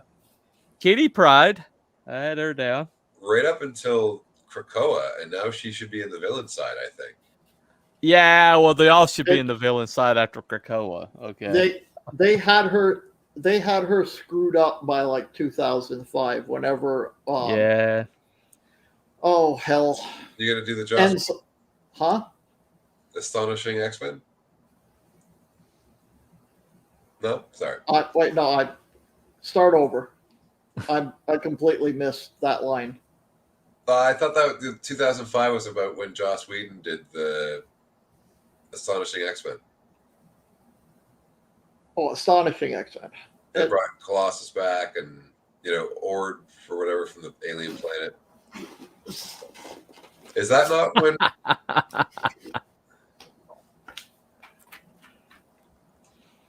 You stumped him. You stumped him, man. Okay, not sure, but by this point, Kitty was already screwed. Whenever that happened. Yeah. Okay. Yeah. So That goes back to. It goes back even further. Might have been like 2003. Well, because they already had her doing the "I hate men" thing by this point. Yeah, the bestest ever. She suddenly became like a tech wizard and all this other shit. They just like super powered her brain out of nowhere. I mean, she was always quirky and cute and intelligent, but they just made her like the best every damn thing, Yeah, that was when Kitty Pryde was really freaking awesome as a character. Back when she had Lockheed. Yeah. There's that wicked. She was incredible. There was a run, I think when she was in Excalibur, where she really had some depth and some really incredible stories. But she turned into a great leader. Huh? Cross-time caper. Yeah. Oh, God, yeah. Oh, yeah. Beast. I put Beast down as a hero. He's awesome. Yeah, he's a great character. They basically had to have an evil version of him to make him go bad. But he's always he's always been true. He's always been true blue. Age of Apocalypse. Well, like I said, Dark Beast is the only way they can make him go bad. Was create an entirely different character. The last couple of years, again, they had him bring X-Men from the past to the present. Yeah. That whole thing was pretty fucked up. That was really really vague. That's no way you could. There's no way you could do that. There's just no way. I mean that's anybody with any kind of temporal intelligence will tell you that's impossible. But anyway, I digress. It was out of line too. See, that's the Beast though. They started. He's also got like that whole. He's hyper intelligent, but he's a big brute. Yeah, a fur covered brute. So I mean all these characters, all these great characters, like they always have that dichotomy there. That thing, like Jean Grey is beautiful, but she's also terrifying. All right. And the hero department, I put Iceman. I thought he might come up, but on the hindsight, I should have put Storm. More Storm as far as her. Way more Storm. Yeah. I should have put her instead of Iceman because Iceman's probably been destroyed for all time. Well, once you take a character that gay, there's no way back. Yeah. Go full gay. Iceman was to me. Iceman was a lot like Beast. He was a good character. He was a solid character. He was a background character. Yeah. I mean, once in a while you can, do a story around him and whatnot. But, ultimately he's a one-trick pony. At least with Beast, you can say, okay, well, he's got this, God level of intelligence. So there's many, many ways that you can go with that. But with Beast or with Iceman, he's an ice maker. Well, he was a hot-headed man who could make ice. Yeah. So I mean, that was the dichotomy with him. Yeah, But that's all he could do. And Right. he had that one personality trait, and well, no, I can't say one. He was also a joker, wise ass, whatever. A womanizer. A womanizer. Absolutely. But I mean, he didn't have. He was like the guy, the joke type thing. Yeah. He was the one that they were going to pick on. He was the one that was going to be either joking around or be the butt of the joke, and he made things out of ice. And then they tried to, and this started in the mid-90s. He's an Omega level mutant. Yeah. With Early Frost. They started it with Early Frost. Yeah, it's like, come on, guys. He'd be great at parties. He can keep the drinks cold. He's not going to stop Galactus. He's not Phoenix. He's not, Before we get too far off, let me go through the anti-heroes here. Cyclops, I put him down as anti-hero. And I put down Archangel as an anti-hero. Oh, great, yeah. Deadpool, as over saturated as he is in our culture, he is an anti-hero. Mm-hmm. And I put the White Queen as an anti-hero. Yeah, nice. Yeah, I protest. You protest? I protest. There is nothing heroic about the White Queen. Nothing. Oh, okay. So, all right, I give myself a strike then.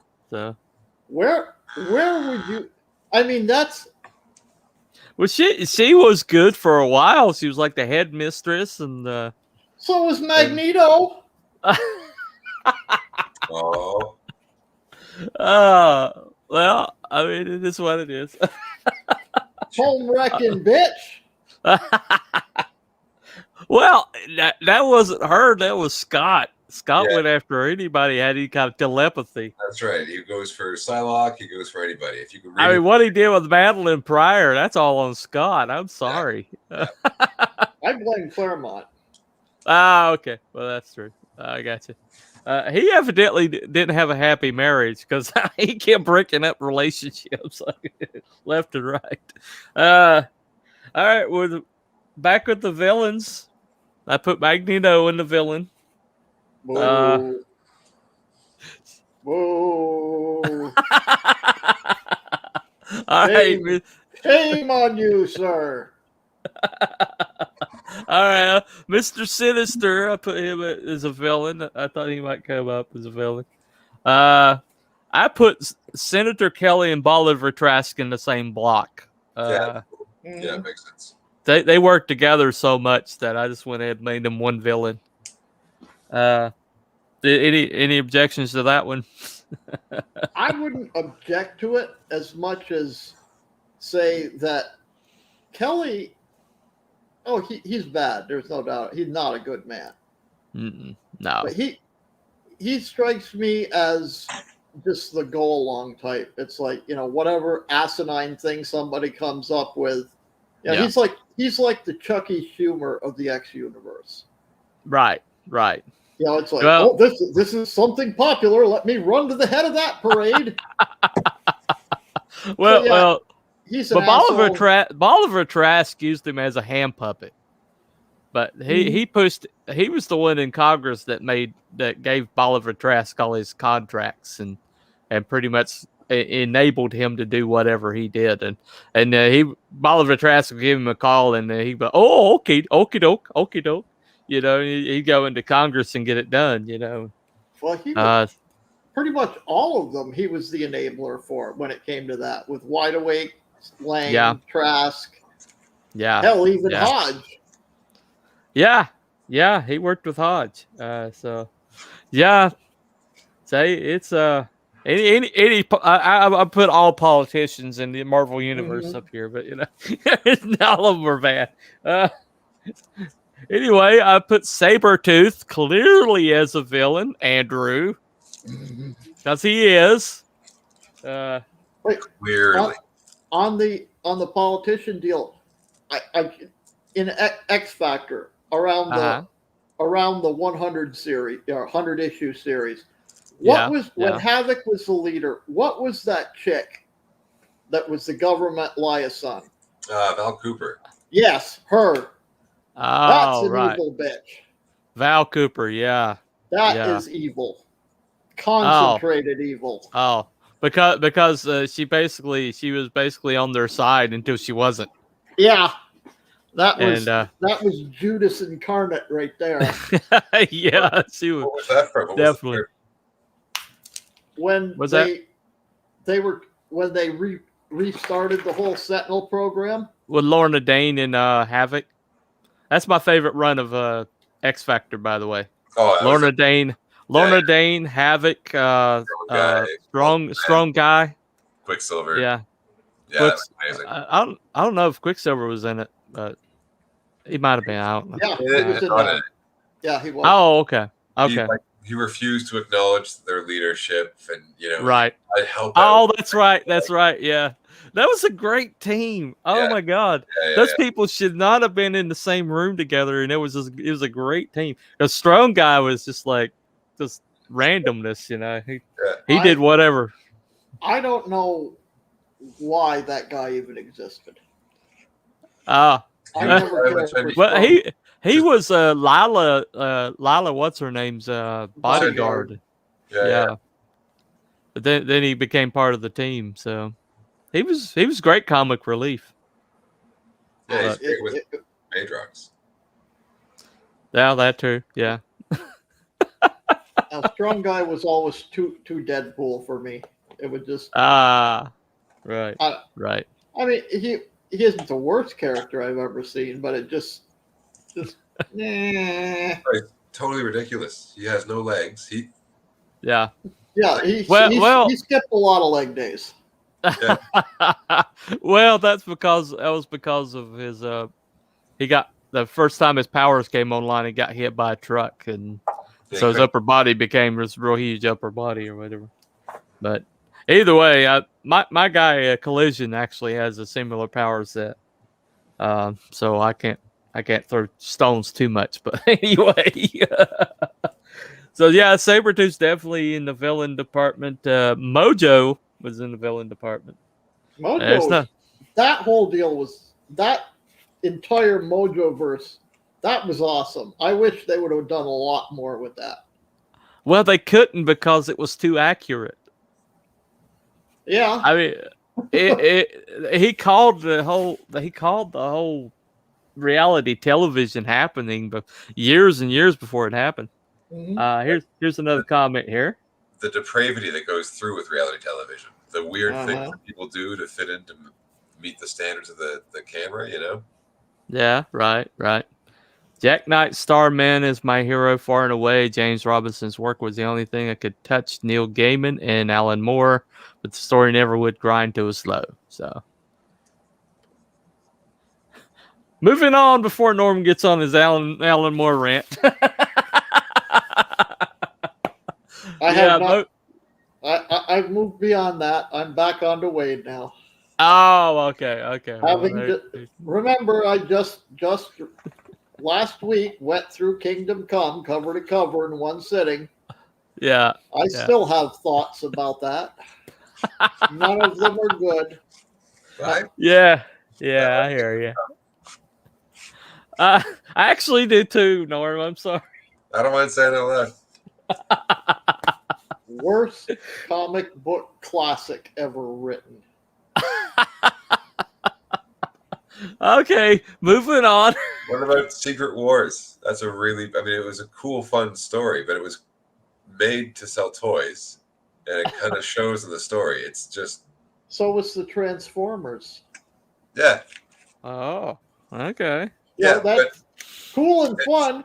Great. No one considers it's as a comic book classic. Secret Wars is kind of a classic, and Kingdom Come isn't a comic book classic. Yeah, of course it is. Secret Wars has my favorite Spider-Man moment of all time.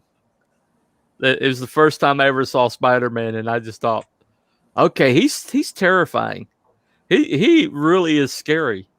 You know, it never occurred to me before because he's this joking kind of character, but he can really be terrifying.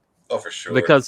Because he's got literal, you know, Hulk on a bad day strength, but he's fast and he's agile, and and I've never seen a mean streak in him before, but he had a mean streak in when he beat down Titania. He had a mean streak a mile wide because he not only beat her down physically, but he was beating her down like mentally. He was like, "You little whining wimpette," you know, and you're always clinging on to the men, even though because inside you're just a little, you know. I mean, he just was like beating on her verbally as much as he was beating on her physically, and just hit her with a girder over her head and left her in a pile, and just walked off like, "You're not worth my time." And I was just like, "What just happened?"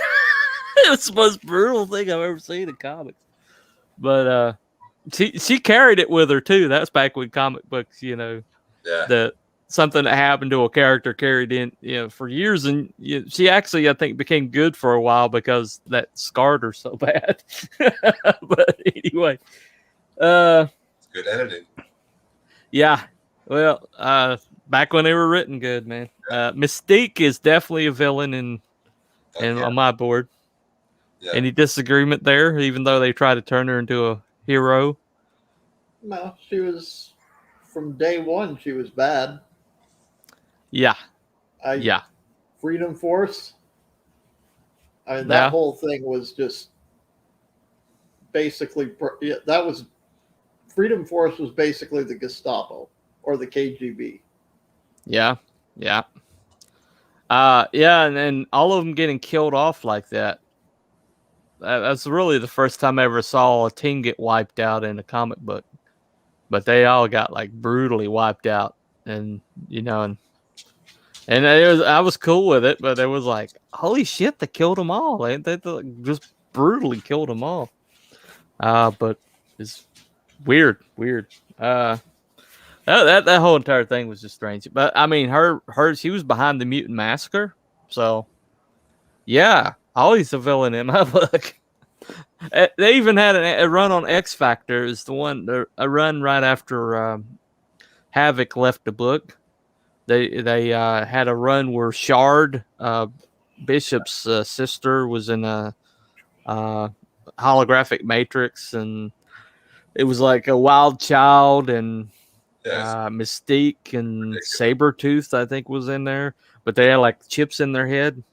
They changed it like that so she could give herself physical powers instead of looking like a person. She could give herself claws or wings or shit. Right, yeah.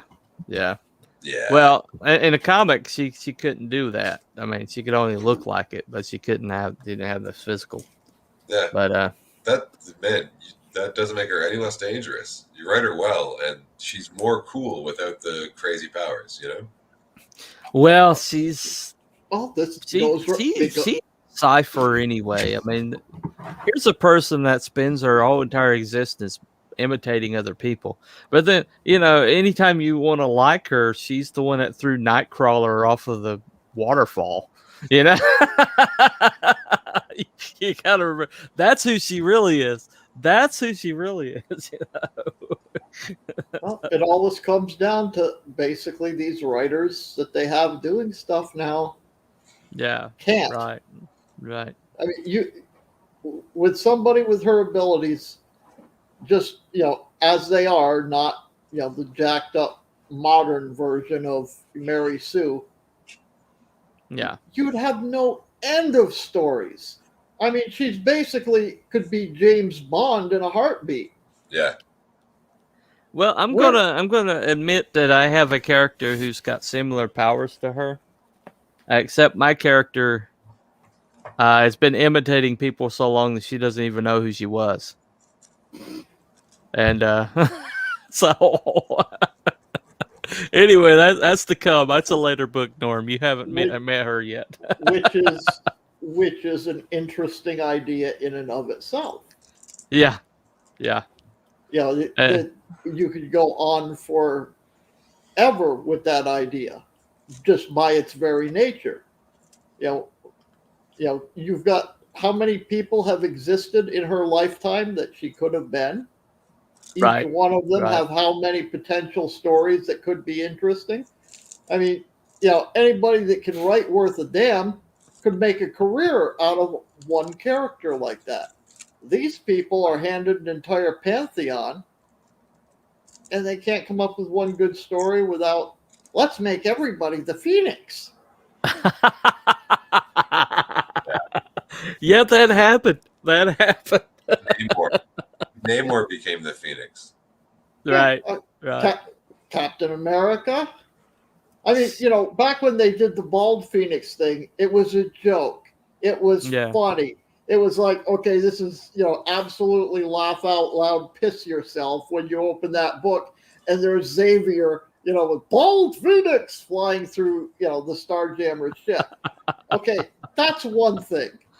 All right. But when you sit there and you go, okay, well, we've got literally everybody in the Marvel Universe are going to have a tournament to see who wins the Phoenix. Did you guys ever read the fucking books before you came up with this grand plan?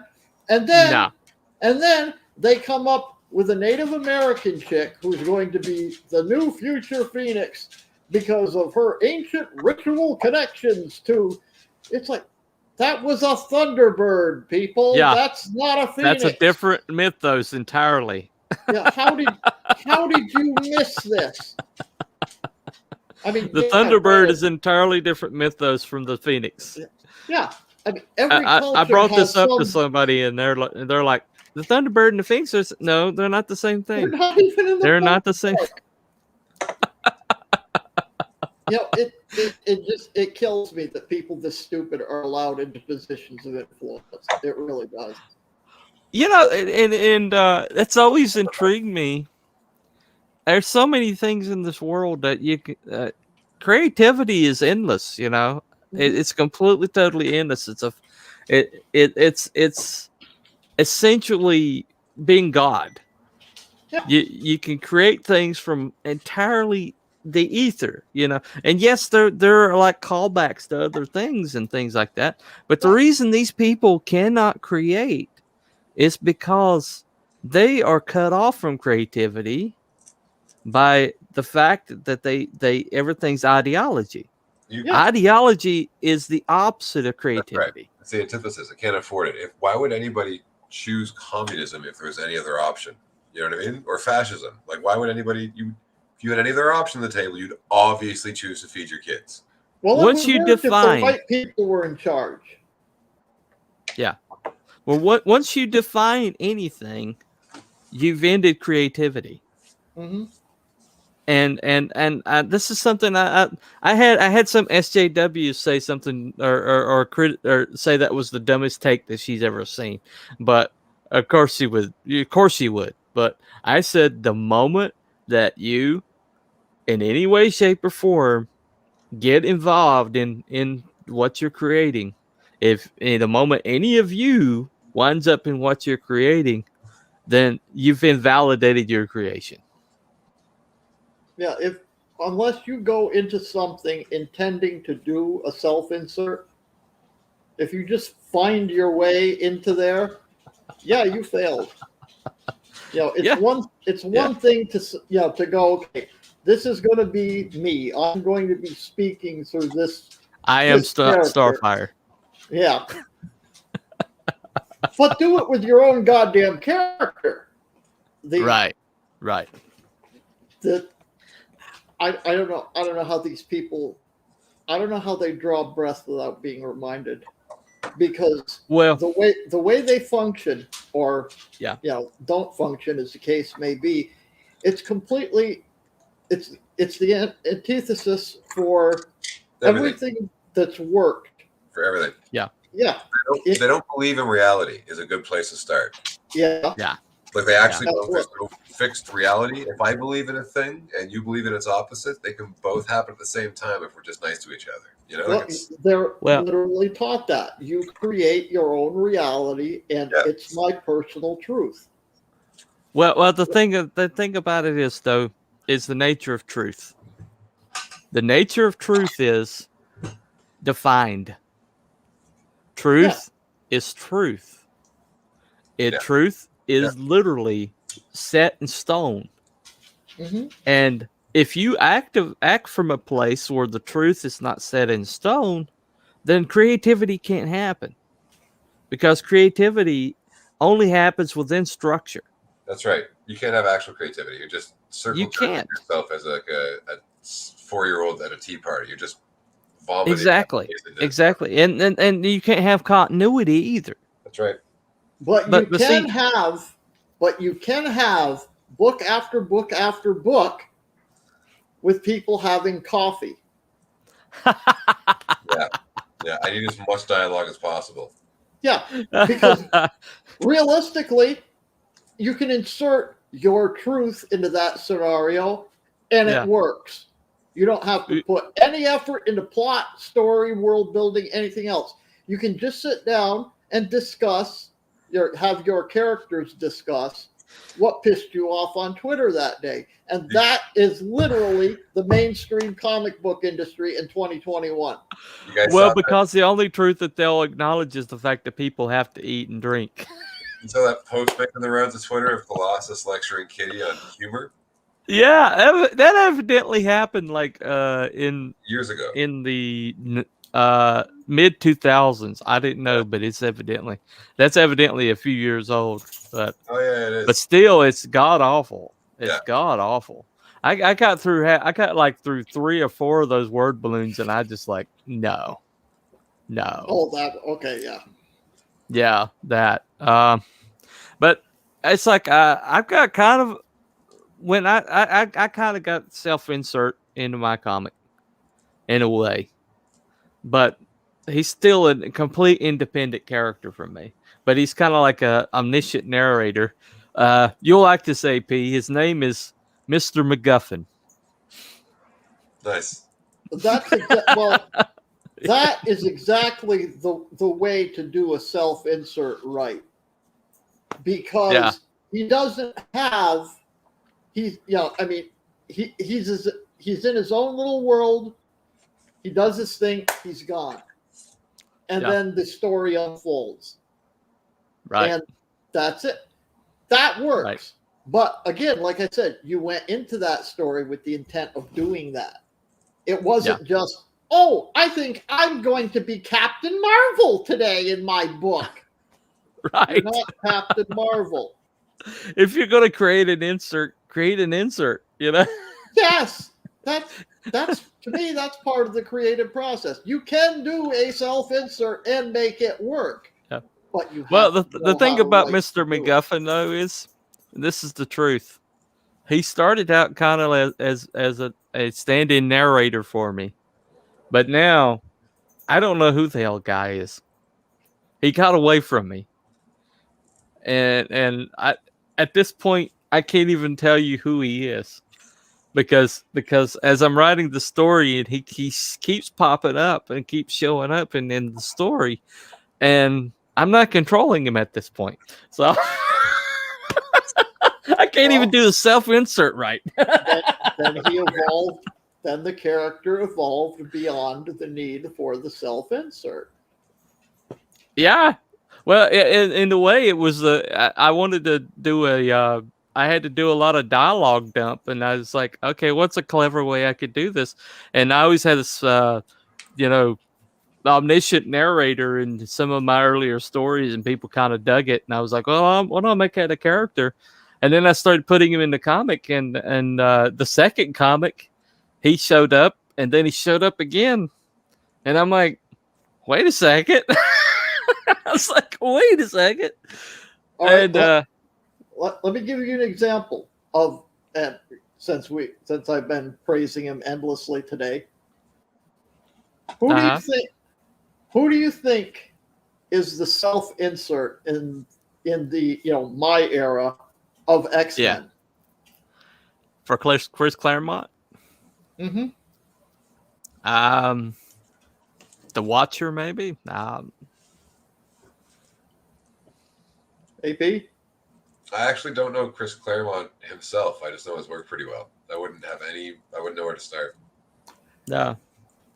If you go through and you read, like kind of not even between the lines. Uh-huh. Kitty Pryde is Chris Claremont. Really? Huh. He is, or she is, his self-insert. Uh-huh. Okay, here's how you know. And if I'm wrong on this, I'll be surprised. But watch an interview with Chris Claremont. Watch his mannerisms. Watch the way he talks, and then read Kitty Pryde like from the 80s. And tell me you don't see the same person. Oh, really? Yeah, I need to go back and check that. I got one more. We'll do this before we leave. I mean, to be honest, the audience is more than likely going to forget the plot, but they won't forget good characters. That's 100% accurate. I disagree. That is. I'm doing. You disagree? I'm gonna set up Normie here. I'm gonna make a point in favor of the point. I want to hear Normie's toss. I'm research for James Bond right now, and I'm discovering I don't think I like any of his fucking movies, but I love the character. I watched View for a Kill, and it starts with him in a skiing scene.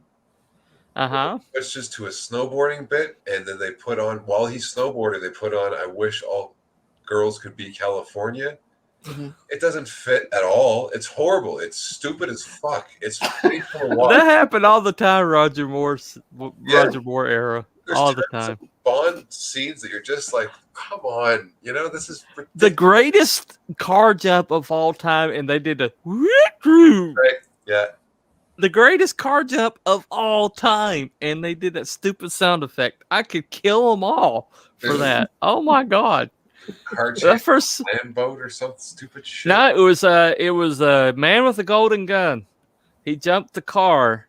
It was my grandma actually had this car. It was a Hornet, AMC Hornet, and the way the bridge was shaped, it was shaped like it was twisted and it was broken apart. Roll? Yeah, and it did a barrel roll and it landed. They actually did that. It actually happened. I've seen the tape of it. Yeah, there's and a they video did that on YouTube. Stupid sound effect. and it's like you guys need to, whoever the editing booth that did that should just be murdered. Yeah. I mean, brutally, because it's the greatest card jump of all time, and he screwed it up with that stupid edit. Well, what do you mean by plots more important than characters, Greg? Norm, before we get to no, not that plot is more important than characters. Put that question back up. I think he said that they'll be more remembered. Yeah. A good character is more memorable than a good plot. Or something like that. There we go. Audience is more than likely going to forget the plot, but they won't remember. Which one's that, Craig? Norm? Dark Phoenix. You're going to tell me there is an X-Men fan out there that doesn't know that book, that plot? Yeah. No, yeah. The whole, like every panel of that is fucking solid. Mm-hmm. Right. I mean, all of the characters in there are memorable, no question. Absolutely, 100%. But those two words right there, I mean, anybody that's ever read a comic book, there is a greater than 99% chance that they're going to know what those two words are. But you need to have both. Yep. Or you wind up with this. That's all I'm going to say. It was good. It was enjoyable, but it wasn't Dark Phoenix. Well, I guess it was enjoyable. I don't remember much of it. I don't remember any of the characters, certainly, but it is what it is. But, I'd like to care about somebody. I really would. I didn't care about anybody. Oh, that guy got killed. Okay, they killed Kenny. Those bastards. Yeah. You know. Anyway, Could have now- used a lot more plot development. oh God, yeah. Yeah. But- So, If you can get a hold of this one, Long Harbor, that will stick with you a while. I mean, it's got a little guy. It's got the man and the little girl on the cover, and they are the heart of the book, and it will mess with you. It will mess with you, man. I've got to say, Identity Crisis is one where the plot overpowers the characters. And we're talking like Batman and Superman. Yeah, But there's yeah. that panel where they're racing back to Robin's house. Right, And right. you can hear the answering machine. You know, his dad Yeah. saying goodbye, and he looks over to Bruce. He's like, please. And then Bruce is like, fucking drive. That I got shivers just talking about that. That's some of the best storytelling I've ever seen in my life. So, yeah. But it was because you knew those characters. Certainly, yeah. Well, yeah, so Well, there's a concept I've just recently learned about, and I've always done this, but I never knew there was a word for it. It's called donkey. Okay. And the donkey is your character who carries you through the story. Yeah. And I've never heard of that concept before, but it makes so much sense. And if you know who your donkey is, and if you have a good one that people care about, that people have stake in, then your story will work. Like Graveyard Shift, I don't have a donkey in that thing. I don't. It's like, oh, all this action is happening, but it's happening to somebody else. The best books, especially in the Claremont series, Claremont always picked his donkey for the book. Okay? He always picked, this is the character we're going to focus on. You know? And when Frank Miller did like Wolverine, you know, that first season of Wolverine, and he had Patch, you know, Wolverine became Patch, you know, but that was his donkey. That was the donkey for the series was Wolverine, and that's why he's still beloved to this day, you know. But you gotta have somebody to care about. It's got to be a dance because you gotta have. And right here, these are characters. I could take any one of these characters on this board here and write a good story because they're characters. They're not caricatures. They're characters. You know, they became caricatures, but they started out as characters. And that's pretty much the bottom line here. You know, is the characters. You know, that's why I wanted to do this bingos. I want to focus on characters. You know. Because with the Graveyard Shift, I basically look at it as it's an image book. Yeah, it's an art book. It's an action book. I think that's pretty much what Malin intended it to be. Yeah. But it doesn't have, I mean, like I said, I enjoyed it. You know, I don't regret buying it for a second. No. But it's not, when I bought the thing, I didn't buy it expecting Dark Phoenix. I bought it expecting an image book because I don't have any problem with image books. But if you want to, you know, in my opinion, for what it's worth, you can have that and you can have the story to go with it. Yes. And I mean, like I say, I did not hate the book. I enjoyed it. You have Shadow Sentry. Shadow Sentry, just as good art, but you had a donkey. You had somebody to take you through it. You had sticks. Well, this goes back to a couple of shows ago, that we were saying, about, the one you said it earlier again here. You've got to have both. Every frickin', of all of these books that I pulled out, and stuck in the camera today, every goddamn one of them has both. That's why we remember them 30 freaking years later.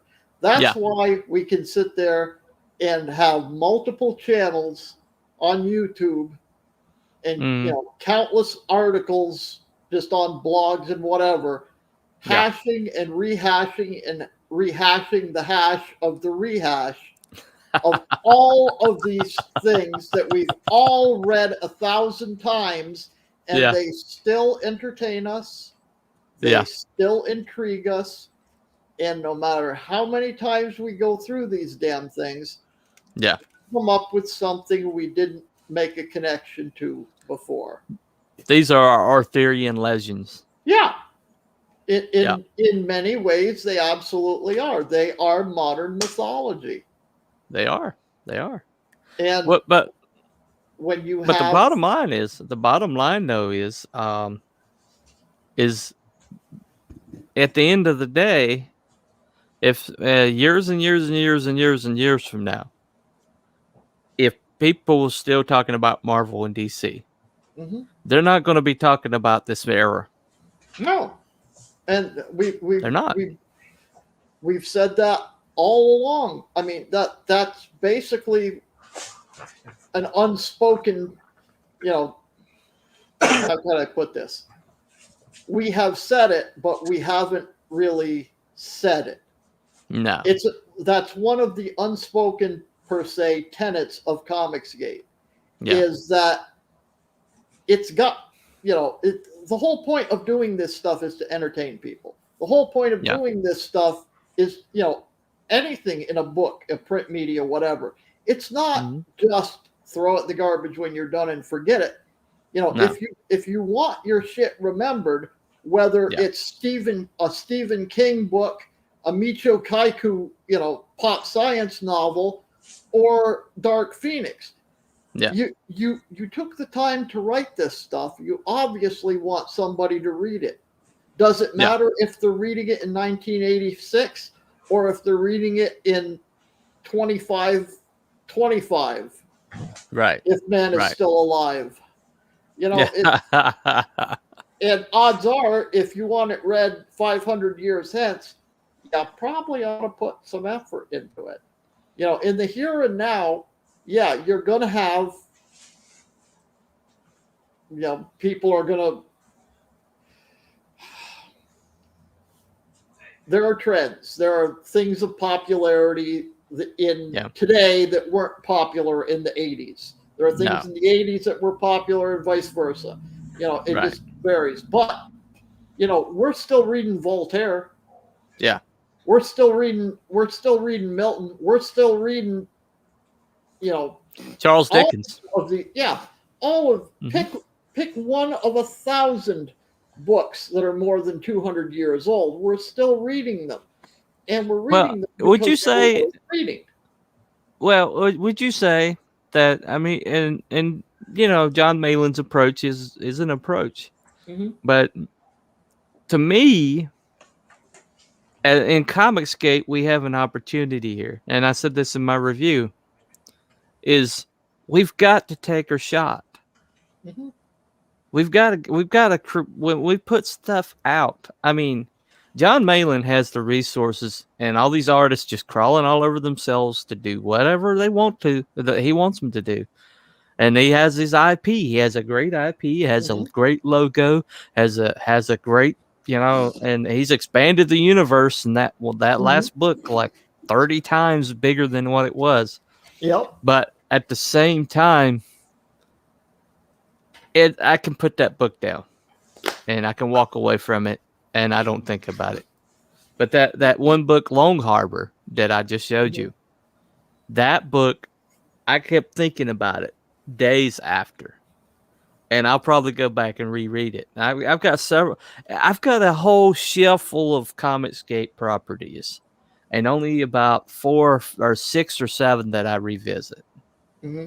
And that saddens me, because we have a chance to go beyond disposable media and create something that's going to have permanence. Well, it's and the best we chance. need to take a shot. It's the best chance that anybody has had since Image, and people really should learn the lesson of Image. I mean, there are many great things about Image Comics. Oh yeah, Absolutely, without question. I mean, yeah, you cannot sanely argue against what they did, except for the fact that everything that they did would have been so much better if they would have had better stories to go in those books. Cyberforce only has one character I remember, Velocity. Ripclaw. You remember Ripclaw, but I forgot Ripclaw. But I remember Velocity because Velocity, her thing was she was super speed, but she was running away from things all the time. And it was such a great character idea. And that stuck with me. But they did like a one shot. And I read at least I got one episode of the one shot, but then the sequel didn't come out for a couple years, and I missed the follow ups. But sorry guys, I gotta go. 2 hours is too long to keep a puppy in one. Oh, gotcha. Puppy. We're concluding. She's gorgeous. See you guys. Bye, man. But anyway, with Graveyard Shift.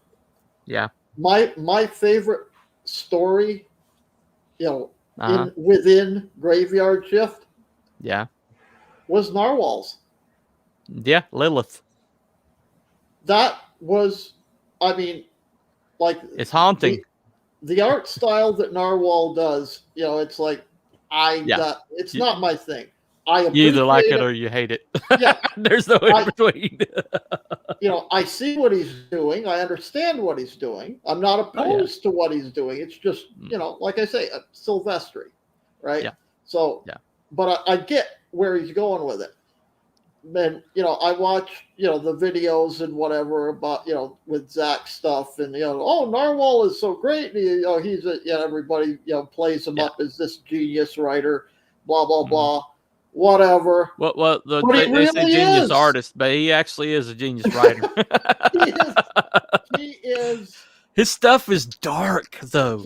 He's so dark. What I love about the way he does it. It's dark as fuck. It's Vanta Black. Oh yeah. When he got to that ending, it encapsulated everything in that story. It wrapped it up into a tiny little ball, and it was done. It was a complete story done well. Yeah. You understood in those few pages. You understood who the people were, what their motivate. 5 W's: who, what, where, when, and why. He nailed all of them in a very condensed time frame. And he said more in those 5 pages that I actually remember than all of the main story of Graveyard Shift. Now, let me read this. The art of it, but the story is just okay. It's good. Let me read you these character descriptions from Long Harbor. Okay, it says, the Carpenter was just your typical fishing boat, the best we could do with our budget. Okay. Mm-hmm. Then there was Ted, the preacher, our mechanic. His prayers were half of what kept the Carpenter afloat. Mm-hmm. Okay, so you got his faith. You got the fact he's a mechanic. That says a lot about the character. This guy, Victor, a diver and marine biologist, measure 7 times, cut once, he liked to say. Exacting. He's a marine biologist. Okay, we get this guy from that description. I am smelling what the Rock is cooking. Exactly. And this one, Tony, better medic than a cook. Okay, so he's a good medic, but shit cook. But someone had to be it, and he was the only one wanting to. In other words, he's selfless. Mm-hmm. Okay. And this one's real good. Marcus, also a marine biologist and my second in command, not a people person. Mm-hmm. Okay, so you get that guy. I understand these characters. Yeah, and then you got this new guy we hired for extra manpower, a diver named Bob, and then he just moves on. Mm-hmm. So there's your wild card. Exactly. And if you don't understand the what you're doing, if you don't know what you're doing, then you're going to miss the fact that you know who those people are now. So if anything happens to them, you know who died. You know exactly who died. That has impact, that has weight. Somebody left the world that you knew. And in Graveyard Shift, he introduces this guy and he builds him up as, oh, he's part of the team, and then brutally murders him, and then they move on. And it's so ephemeral, and there's no impact to his death. Every single death that happens in Long Harbor, you feel it because you knew somebody. They died. You knew these people when they died, and where I think that Polton screwed up on Graveyard Shift right off the bat was, okay, these are supposed to be, number one, these are supposed to be characters. They're the main characters of the book. We're supposed to be invested in them right off the bat. They are well, they're anti-heroes, but I mean, they are the heroes of the story. Right off the bat, he has two of them cheating on each other. He has Lilith cheating on her husband with Blood. Adamir Blood, I think his name is. Yeah.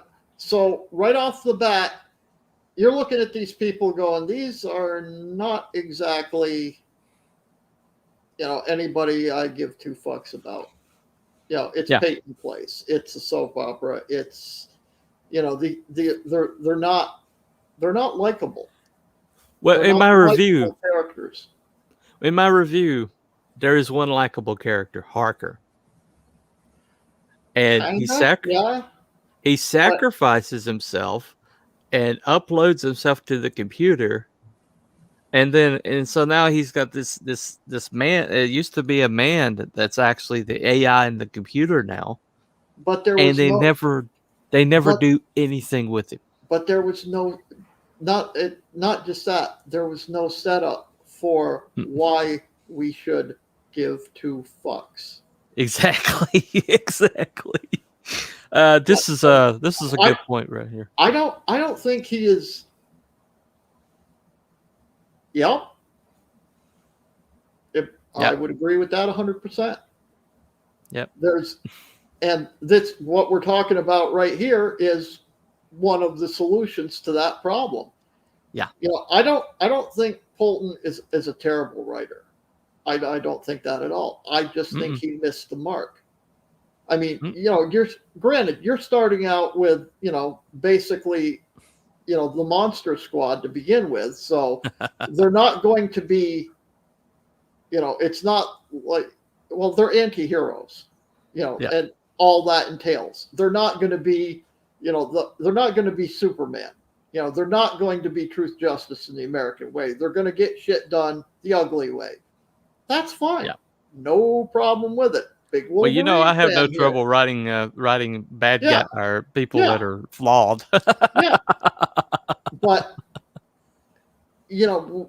I think he missed the mark in that he just, yes, it's supposed to be an action book. Yes, I get that. 3 books in, and I still don't have a reason to care about these people. Right. Exactly. Love the action, love the art, love that aspect of it. I don't give a fuck about the characters.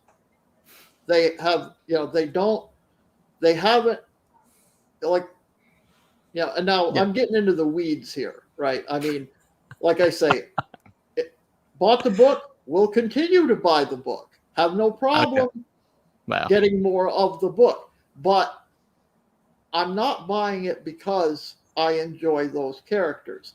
I'm buying it because I enjoy the art. I'm buying it because I enjoy the action. I'm not buying it because I enjoy the story. With stuff like, again, the Claremont stuff. You had the art, you had the story, you had the franchise, you had all of these things working together to make something greater than the individual self. And with Comicsgate, if they do it, if the creators do it right, that's what they're going to do, because they're only going to profit from it. No. If you take and you make a heavy action story with anti-hero characters, with insert whatever you want here. If you make the reader care about the characters, he's going to continue buying the book.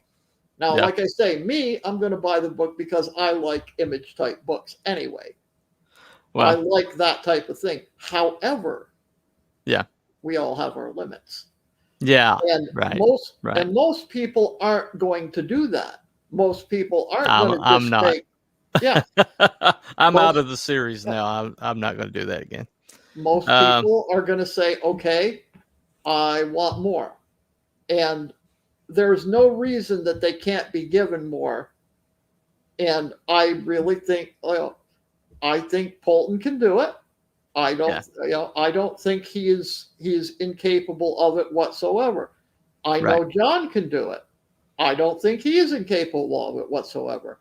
What I don't understand is why in 3 books I don't care about the characters themselves. That's the point.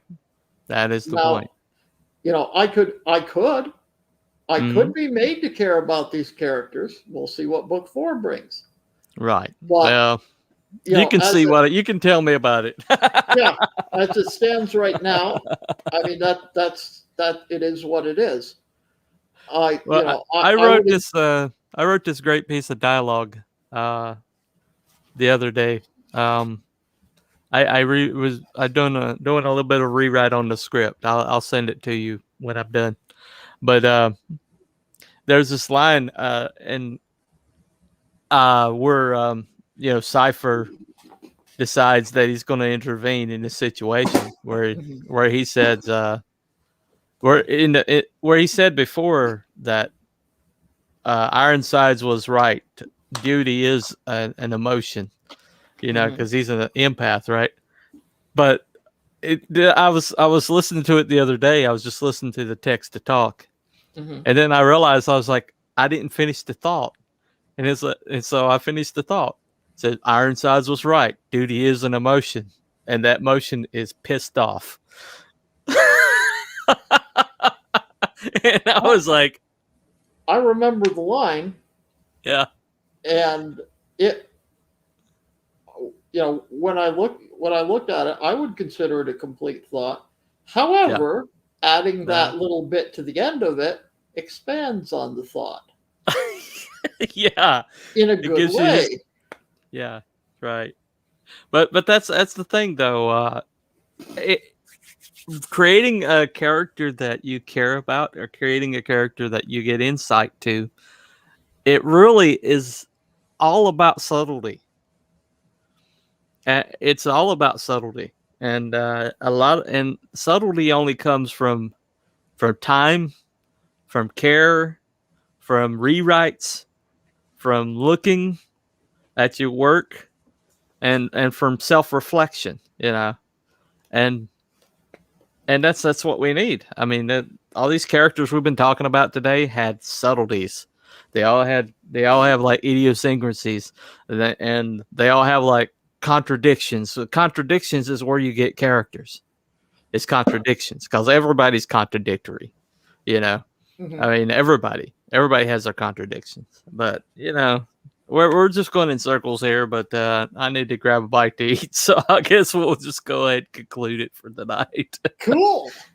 Anyway, but you have yourself a good night there, Mr. Pantsless in Las Vegas, and we'll do this again. I did not mention one word about my. You didn't mention it. I know. And you brought it up, so I don't ever want to hear it again. I don't ever want to hear it again. So all right. You are moving towards a pantsless state of being. I can see. I'm wearing pants. I'm wearing pants. They're sleep pants, but they're considered pants. So. It's progress, man. Progress. Soon you will be pantsless. Anyway, just in case people were wondering what I was petting. So there she is. So anyway, Puppy. Rosie the Wonder Dog. Anyway, Whoa. all right. I guess we'll talk to you later, man. We'll do this again next week. Okay, have a good one. All right. Have a good time. Have a good night, chat. Bye, y'all.